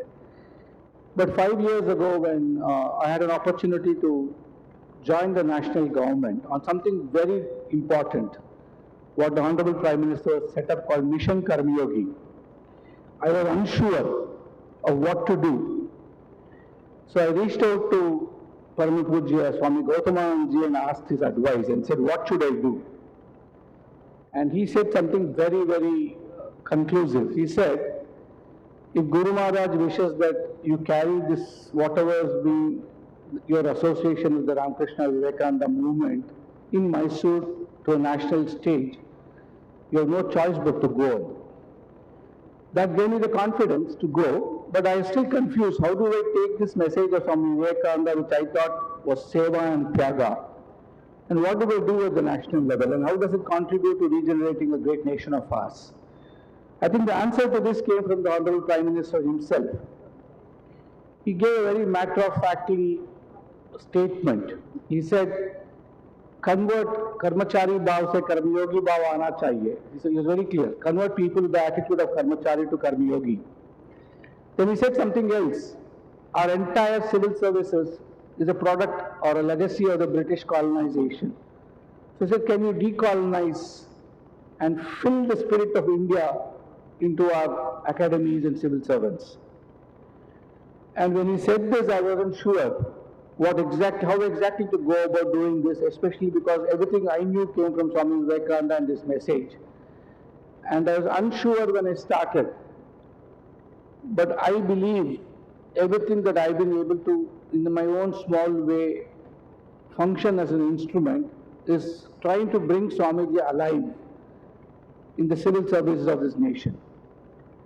And that, I believe, will regenerate India in a way in which none of us can imagine, because if we can get 4 crore civil servants of this country to transform India, and through them, the rest of the 140 crore Indians, we can understand the power of Swamiji's message that can reach every household. And how did we go about it? Because Swamiji called to throw away this colonized mindset, and Swamiji said, how do you Indianize? And what does Indianization even mean? Bharatiya Gyan Parampara, what does it even mean? Most of us don't even go back to the civilizational wisdom that India is so rich of. And that is where, to me, drawing inspiration from Swamiji, from his books like Practical Vedanta, from Karma Yoga, because mission itself is called Mission Karma Yogi. We try to understand how do we convert an abstraction, a powerful force that Swami Vivekananda brings to our understanding, into a practical, trainable subject which doesn't evoke negativism but inspires people with the confidence that this nation can transform. And I can tell you with full conviction and confidence, if you say Swami Vivekananda, surprisingly across India, you never have any objection or you don't have any resistance to what Swamiji's message is for this nation. And I think that itself is the power of his message, which we have to understand, because in that lies the transformational opportunity for this nation. Because we are torn apart by polarization, fragmentation, everything that you can imagine that shouldn't be in this great country of ours. And regeneration to me means bringing us all together in that commonality of Vivekanandian thought. And we decided to seize this opportunity, and what was not available to India, luckily, ಸ್ವಾತಂತ್ರ್ಯದ ದಿನದಿಂದ 5 ವರ್ಷದ ಹಿಂದೆ ತನಕ ನಾವು ಪಾಶ್ಚಿಮಾತ್ಯ ವಿಚಾರಗಳ ಆಧಾರಿತವಾಗಿ ನಮ್ಮ ಅಧಿಕಾರಿಗಳಿಗೆ ತರಬೇತಿ ಕೊಡ್ತಾ ಇದ್ದೀವಿ. ಎಂತ ದುರದೃಷ್ಟ ನೋಡಿ ನಮ್ದು. ಪಾಶ್ಚಿಮಾತ್ಯ ವಿಶೇಷದ ಆಧಾರಿತವಾಗಿ ತರಬೇತಿ ಕೊಟ್ಟರೆ ಅವರು ಭಾರತದ ಬಗ್ಗೆ ಪ್ರೀತಿ ಎಲ್ಲಿಂದ ಬರುತ್ತೆ? ಯಾಕಂದ್ರೆ ಕೀಳಾಗಿ ನೋಡಬೇಕು ದೇಶವನ್ನ ಅಂತ ಹೇಳಿಕೊಟ್ಟಂತ ವ್ಯವಸ್ಥೆ ಇದನ್ನ ಎದ್ದೇಳಿಸಿ ಅಂತ ಹೇಳಿದ್ರೆ ಪಾಪ ಅವ್ರಿಗೆ ಕಷ್ಟವೂ ಆಗತ್ತೆ. ಅದನ್ನು ಪರಿವರ್ತಿಸೋದು ಹೇಗೆ ಅಂತ ಚಿಂತಿಸಿದಾಗ we decided that based on this extraordinary message of Swami Vivekananda, it has to become part of the DNA of governmental thinking. And from that arose what we call the Karma Yogi competency framework. And we decided that what are the 4 messages that we can concretely tell the bureaucrats, drawing inspiration from Seva and Tyaga. PM himself says he is a Pradhan Sevak. How do you deconstruct Seva for a civil servant? How to get him to understand Tyaga? And what you have experimented is what I thought I will share. And I was so confident, ಯಾವ ಸಾಧುಗಳು ಬಗ್ಗೆ ಹೇಳಿರೋದ್ರಿಂದ ನಾನು ಧೈರ್ಯವಾಗಿ ಮಾತಾಡ್ಬೋದು ಇದನ್ನ ಅಂತ. What we did was, we said, ನಾವು ಭಾರತಾಂಬೆಯ ಸೇವೆಯನ್ನು ಮಾಡಬೇಕಿದ್ರೆ 4 ಸಂಕಲ್ಪಗಳನ್ನು ಮಾಡಬೇಕು. The first sankalpa or the pledge we said the civil servants need to take is a pledge of development. ಸ್ವಾಮೀಜಿಯವರು ಬಹಳ ಚೆನ್ನಾಗಿ ಹೇಳಿದೆ. ವಿವೇಕಾನಂದನ ಅರ್ಥ ಮಾಡಿಕೊಂಡ್ರೆ ಕೇವಲ ಬಾಹ್ಯದ ಅಭಿವೃದ್ಧಿ ಅಲ್ಲ, ನಮ್ಮ ಆಂತರಿಕ ಅಭಿವೃದ್ಧಿಯನ್ನು ಕೂಡ ಮಾಡ್ಕೋಬೇಕಾಗತ್ತೆ ಅಂತ ಹೇಳ್ತಾರೆ. Control of external nature as much as control of internal nature. So Kautilya ಅರ್ಥಶಾಸ್ತ್ರದಲ್ಲಿ ಬಹಳ ಚೆನ್ನಾಗಿ ಹೇಳಿದ್ದಾನೆ ಚಾಣಕ್ಯ. ಆತ ಹೇಳದ್ದು ಒಬ್ಬ ರಾಜನ ಅಂತ ಹೇಳ್ತಾರೆ, ಬಟ್ ಇವತ್ತು ಅಧಿಕಾರಿ ಅಂತ ಪರಿವರ್ತಿಸ್ಕೊಳ್ಳೋಣ. The responsibility of the ruler is only 2 things, ಲೋಕಸಂಗ್ರಹ and Yogakshema. And the words are loaded with so much. Lokasangra, whether the Gita says it or Kautilya says it, it's just welfare of everybody. And that's exactly what Swamiji says, welfare of the masses, which Swami Sarvasthanji explained.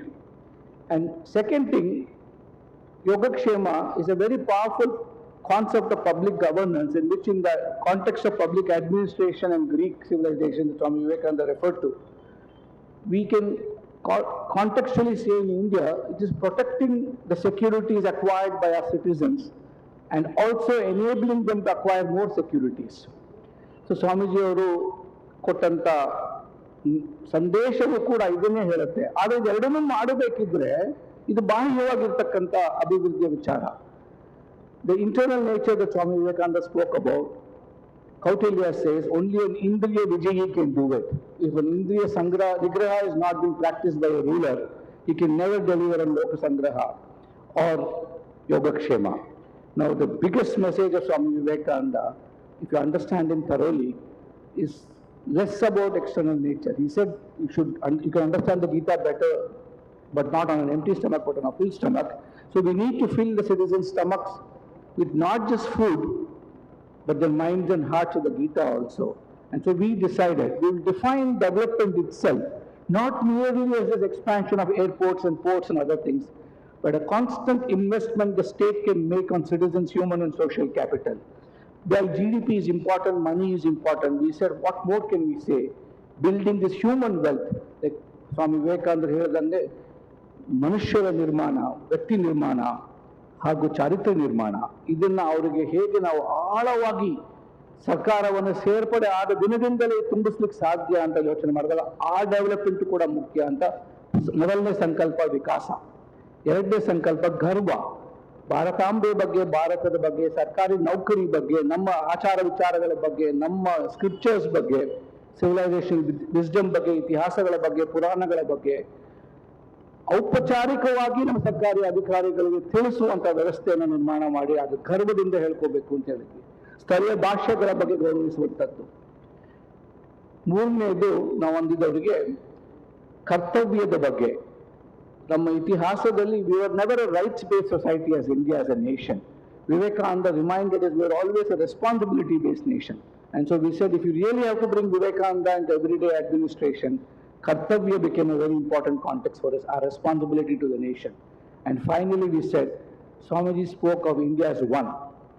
With the Colombo to Almora itself, his lectures just gives the expansiveness of his unification.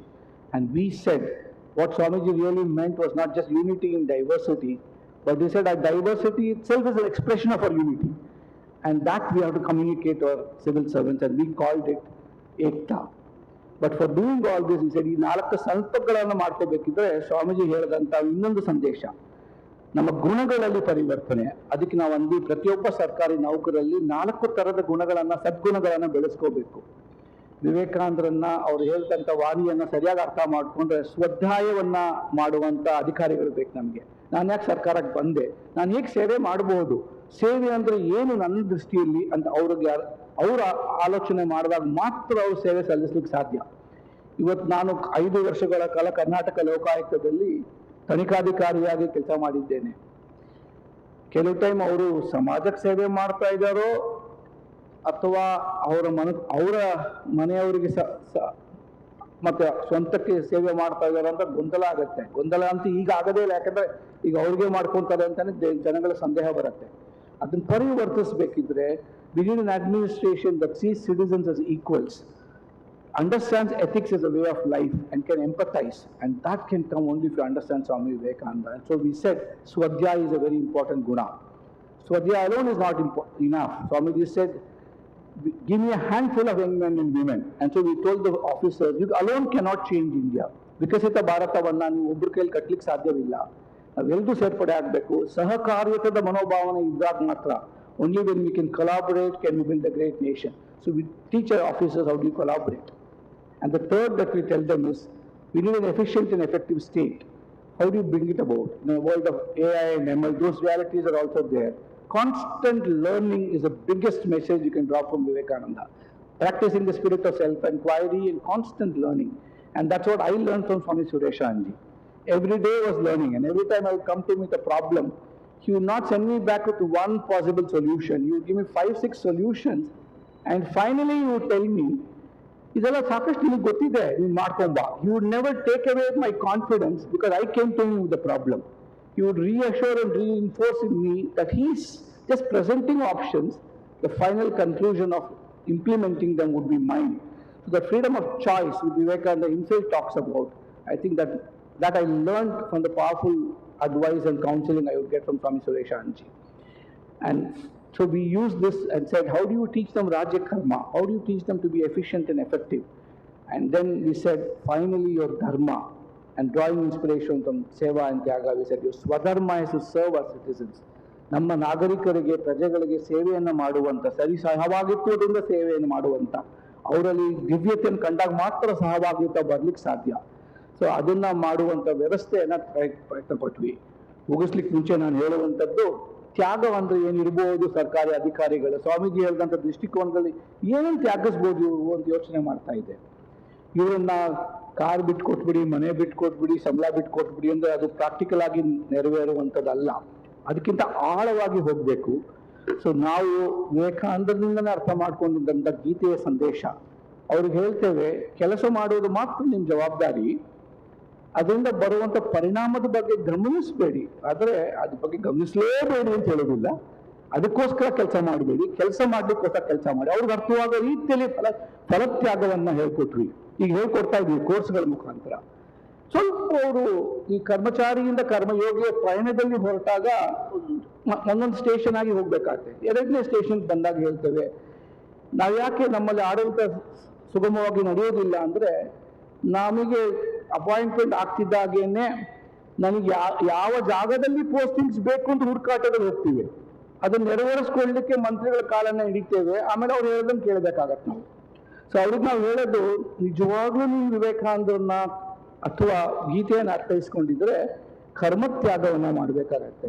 ಇಂಥ ಕೆಲಸವನ್ನೇ ಮಾಡ್ತೀನಿ, ಇಂಥ ಜಾಗದಲ್ಲೇ ಮಾಡ್ತೀನಿ ಅಂತ ಹುಡುಕೋದಕ್ಕಿಂತ ಒಂದು ಕಡೆ ನಾನು ಹೋಗ್ತೇನೆ, ಧೈರ್ಯವಾಗಿ ಮಾಡ್ತೇನೆ ಅನ್ನೋ ವಿಶ್ವಾಸದಿಂದ ಹೋಗು.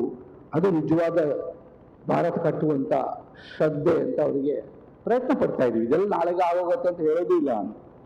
ಕೊನೆಯದಾಗಿ ಅವ್ರಿಗೆ ಹೇಳ್ತೇವೆ, ಸರ್ಕಾರ ಒಂದು ಕೆಲಸ ನೌಕರಿ ಅಲ್ಲ. ಯಾಕಂದ್ರೆ ಸರ್ಕಾರಿ ನೌಕರ ಅಂತ ಹೇಳಿ ನೌಕರ ಅನ್ಕೊಂಡ್ಬಿಟ್ಟಿದ್ದಾರೆ ಅವರು.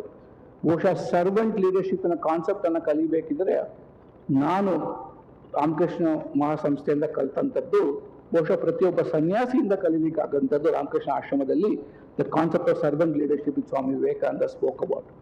ಇದನ್ನ ಇವ್ರುಗಳಲ್ಲಿ ಹೇಗೆ ತರೋದು ಅಂತ ನೋಡಿದಾಗ, ಕರ್ತೃತ್ವ ತ್ಯಾಗವನ್ನ ನೀನಲ್ಲಪ್ಪ ಮಾಡ್ತಿರೋದು, ನಿನ್ನ ಮುಖಾಂತರ ಮಾಡಿಸ್ಲಾಗ್ತಾ ಇದೆ, ಸರ್ಕಾರ ಕೊಟ್ಟಂತ ಅವಕಾಶ ಪವಿತ್ರವಾದ ಅವಕಾಶ ಅಂತ ಭಾವಿಸಿ ರಾಷ್ಟ್ರ ನಿರ್ಮಾಣದಲ್ಲಿ ತೊಡಗಿಸ್ಕೋ ಅಂತ ಹೇಳುವಂತ ಪ್ರಯತ್ನ. ನನ್ನ ನಂಬಿಕೆ, ವಿಶ್ವಾಸ ಈ ವಿಚಾರಗಳನ್ನ ಒಂದು ದಶಕ ಕಡಿಮೆ ಪಕ್ಷ, ಯಾಕಂದ್ರೆ 75 ವರ್ಷದಿಂದ ತುಂಬಿರ್ತಕ್ಕಂಥ ಆ ಒಂದು ಹೊರದೇಶದ ಒತ್ತಡದ, ಪಾಶ್ಚಿಮಾತ್ಯ ಒತ್ತಡಗಳು ಒಂದೆರಡು ಬಟನ್ ಒತ್ತಡದ ಬದಲಾವಣೆ ಆಗ್ಲಿಕ್ಕಿಲ್ಲ, ಕಾಲಕ್ರಮೇಣವಾಗಿ ಬದಲಾವಣೆ ಆಗಬೇಕು. ಅದು ನನ್ನ ವಿಶ್ವಾಸ. ಸ್ವಾಮಿ ವಿವೇಕಾನಂದರ ಉತ್ಸಾಹ, ಅವರ ಸಂದೇಶ, ಅವ್ರು ಹೇಳಿದಾಗೇನೆ ಒಂದು ಸಣ್ಣ ನಮ್ಮ ದೇಹದ ಒಂದು ತೂತಿಂದ ಒಳಗೆ ಬಿಟ್ರೆ ಹೇಗೆ he'll run riot in our brains and make us really not just talk about regenerating this great country, but participate in that regeneration.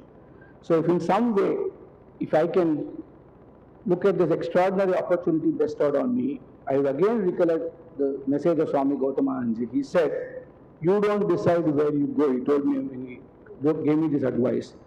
It must have been already decided. So if you are destined to do something there with the message of Swamiji, you should do it because you have no choice, Andru.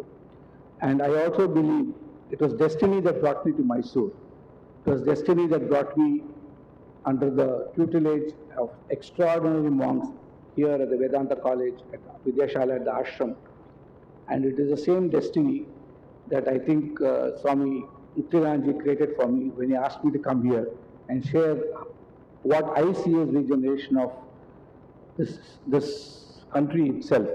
And I'm sure his passionate desire to make sure Mysore and the youth of Mysore regenerate themselves in the same spirit will lead a revolution, making Swamiji's words come through the Viveka Smaraka. Thank you.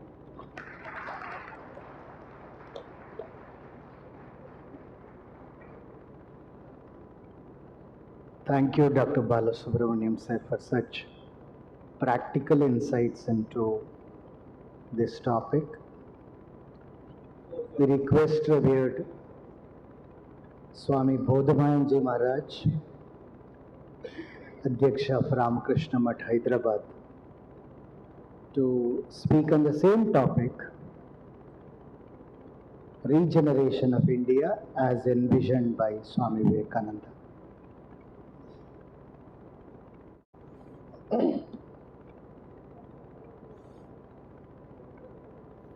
परतत्वे सदा लीनो रामकृष्ण समाज्ञया यो धर्मस्थापनरतो वीरेशं तं नमाम्यहम्।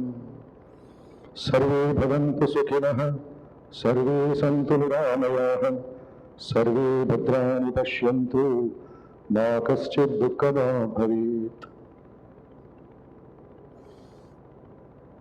My humble pranams to Most Revered President Maharaj. My humble pranams to Most Revered Balabhadranji Maharaj and all other senior monks. And my namaskars to all my brother monks. My namaskars to our good friend, Dr. R. Balasubramanian. Time is 10:05, midnight almost, and I will conclude within 10 minutes because I am just come here to clean up the table. Everything has been as we keep telling. The last speaker is both at advantage and a disadvantage. Just to conclude the topic, regeneration of India. Swami Vivekananda himself was a convinced Indian, and Swami Nikhilanandaji writes, the way Vivekananda was going to the West, what was he carrying with him? Who was he? He beautifully says, which is a picturesque presentation worth meditating time and again. Not praising Vivekananda, not appreciating Vivekananda, but applying Vivekananda in our daily life. What a multitude of pictures must have raced at the time through his mind, Swamiji's mind. He is living India, the holy India, where he said, the air is holy to me. The image of Sri Ramakrishna, the Holy Mother and the brother disciples, either living at the Baranagar monastery or wandering through the plains and hills of India. What a burden of memories this lad of 29 was carrying.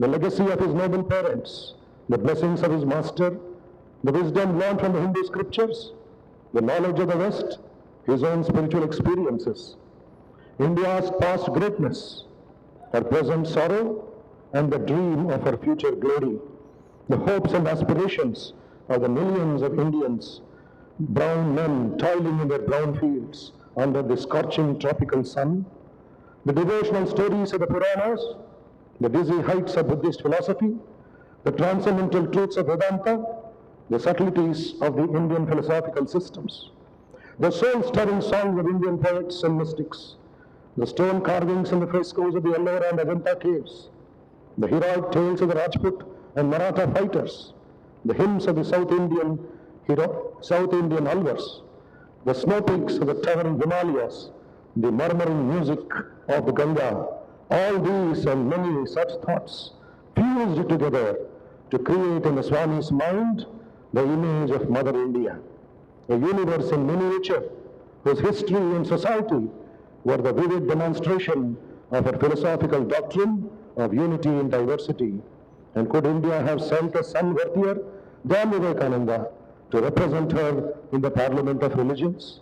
A son who had learned his spiritual lessons at the feet of a man whose very life was a Parliament of Religions? A son whose heart was big enough to embrace the whole of humanity and to feel for all in its universal compassion. This is what Swamiji is taking. This is what Swamiji represents to all of us if you dive deep into his personality. But at the same time, when we speak about the present India, chaos on one side, excellence of training like Mission Karma Yogi on the other side. The day after 41 years, India was able to send through NASA training Sudhanshu Shukla to the International Space Station. How many of us could see the tears of joy in his mother's eyes sitting in a school in Lucknow? On the other hand, the dark side of Mother India today is assault and murder of a mother of India by her own daughter who was studying in 10th standard in Hyderabad. One mother killed, murdered by her own daughter of 10th standard. On the other hand, is a mother sending her son to the International Space Station, not knowing whether he'll come back or not. We have two Indias at the present. One, Vivekananda's India. Excellent work going on here and there. On the other side, the crime, the corruption, and all malpractices, which we never thought of in our daily life. What makes us work on Swamiji's India, regenerate Swamiji's India, is the feeling that Swamiji had for the nation. If that is roused, as Swami Ranganathan used to tell, do you feel that millions of neighbors have become next door neighbors to brutes? We have given ditch water when Ganga is flowing by. Do you have a plan of solving their problems? A great Telugu poet, while expressing his love for Swamiji in a Telugu poem, he says, when Swamiji was meditating at Kanyakumari for 3 days and 3 nights, it was as if 1,000 horses were running on his chest, and he was crying in pain, seeing our motherland. 1,000 horses running on his chest. A letter coming to Belirmat from somewhere in Madhya Pradesh of a starvation death. Swamiji would cry out, shout at anybody who was in front of him. Only Swami Brahmananda could face Swamiji's anger and Swamiji's agony. He got the brunt of Swamiji's anger. That was Swamiji's feeling. And when we say regeneration of India, apart from the technicalities, today's youth, today's devotees, today's NGOs need to have that small feeling. When Sister Christine heard Swami Vivekananda write, the word India coming from the heroic lips of Swamiji, the 5 alphabets, I-N-D-I-A. What is it in that 5 words? She felt music, she felt love, she felt chivalry, architecture, spirituality, and lastly she says, our attention was shifted from America to India. She, along with Sister Nivedita, walking through the length and breadth of Calcutta streets, begging for some food and begging for some students, 2 mighty European ladies sacrificing their life. She says, our attention just shifted when it came from his lips, India.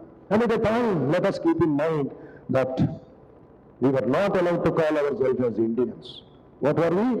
British Raj, colony of Queen Victoria, slaves of the British.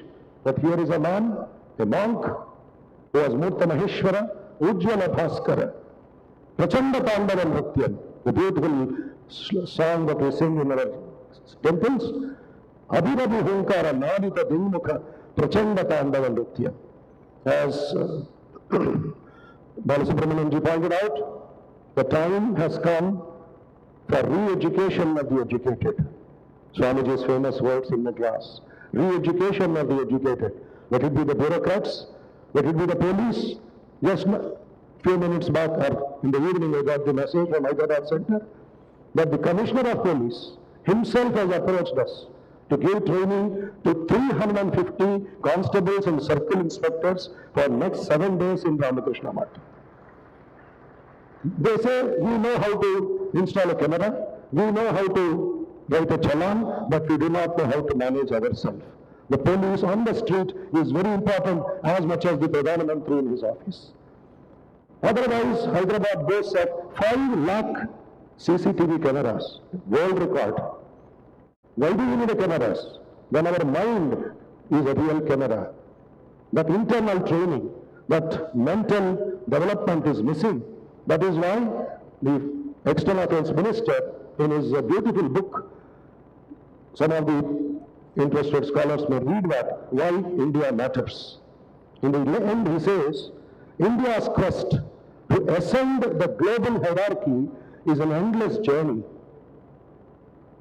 But as we take stock of the progress made and anticipate the challenges ahead, it is certainly reassuring that this is propelled by such deep national commitment and confidence. Whether it is drawing strength from its heritage and culture or approaching challenges with the optimism of democracy and technology, this is certainly a new India. Indeed, an India that is able to define its own interests, articulate its own position, finds its own solutions, and advance its own model. In short, this is an India that is more Bharat for all of us. So we have a great responsibility, the devotees, the householders, their children, their youth, not settling down somewhere in the West and thinking that we are the greatest people on this earth, but coming back, as some of the youngsters are taking a oath today, with a big U-turn of the feeling for India, feeling to serve our nation, and with their character, with their knowledge, uplift the masses, uplift their personality, and that India will make Swamiji very, very happy, and our life will become blessed, our life will become glorious, and we will be fit recipients of Swamiji's blessings. Jai Vivekananda.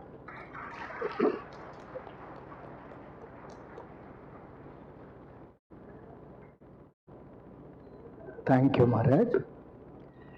Now we request Revered Swami Ishtanathanji Maharaj, who is serving at Rimse, to propose a vote of thanks to all the speakers of this special session.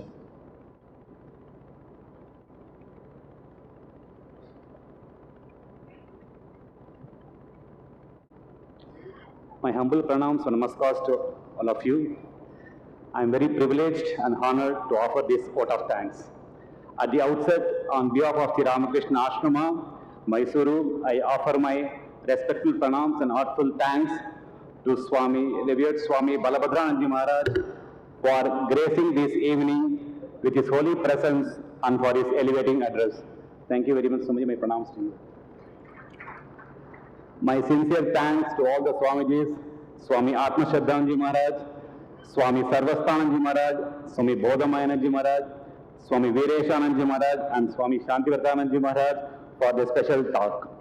Each one spoke with great depth and devotion, bringing out the enduring relevance of Swami Vivekananda and also recalling his association with Mysore. Thank you, Ananda.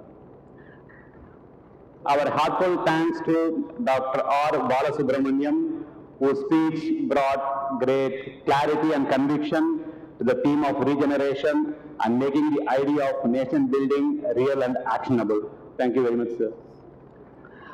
A special word of appreciation to our organizing teams, staffs, volunteers, and devotees whose dedicated service has ensured the smooth conduct of this program. My sincere thanks to all who have assembled here. We appreciate your patience. Your presence and goodwill strengthen every sessions of this program. With these words, I offer my sincere thanks to everyone gathered here. May Sri Ramakrishna bless us all. Jai Ramakrishna. Thank you.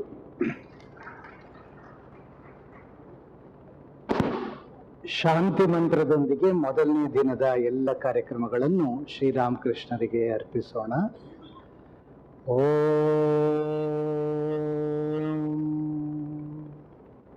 ಪೂರ್ಣಮದಃ ಪೂರ್ಣಮಿದಂ ಪೂರ್ಣಾತ್ ಪೂರ್ಣಮುದಚ್ಯತೆ ಪೂರ್ಣಸ್ಯ ಪೂರ್ಣಮಾದಾಯ ಪೂರ್ಣಮೇವಾವಶಿಷ್ಯತೆ. ಓಂ ಶಾಂತಿ ಶಾಂತಿ ಶಾಂತಿ. ಹರಿ ಓಂ ತತ್ಸತ್. ಶ್ರೀರಾಮಕೃಷ್ಣಾರ್ಪಣಮಸ್ತು. ಸರ್ವರಿಗೂ ಶುಭರಾತ್ರಿ, ಸಪ್ರೇಮ ವಂದನೆಗಳು. Revered Swamijis and their devotees, one of the announcements for tomorrow. Tomorrow we have the prayer session here, Usha Kirtan at 6:15 to 7:15. Afterwards, breakfast at 7:30. From 8 o'clock onwards, vehicles are available for our Swamijis and devotees to go to the ashrama. They will be pronounced to Most Revered President Maharaj at 9 o'clock. 9:45, we'll all have to report at the Sadvidya School for the Viveka Yatra, which will end at about 12 o'clock. Then we come back for lunch here. Also tomorrow is a special worship of Shri Guru Maharaj in the Viveka Smaraka building from about 7 o'clock, and also Sri Ramakrishna Homa, which should get over by 9:30, 9:45. Thank you all. Namaste.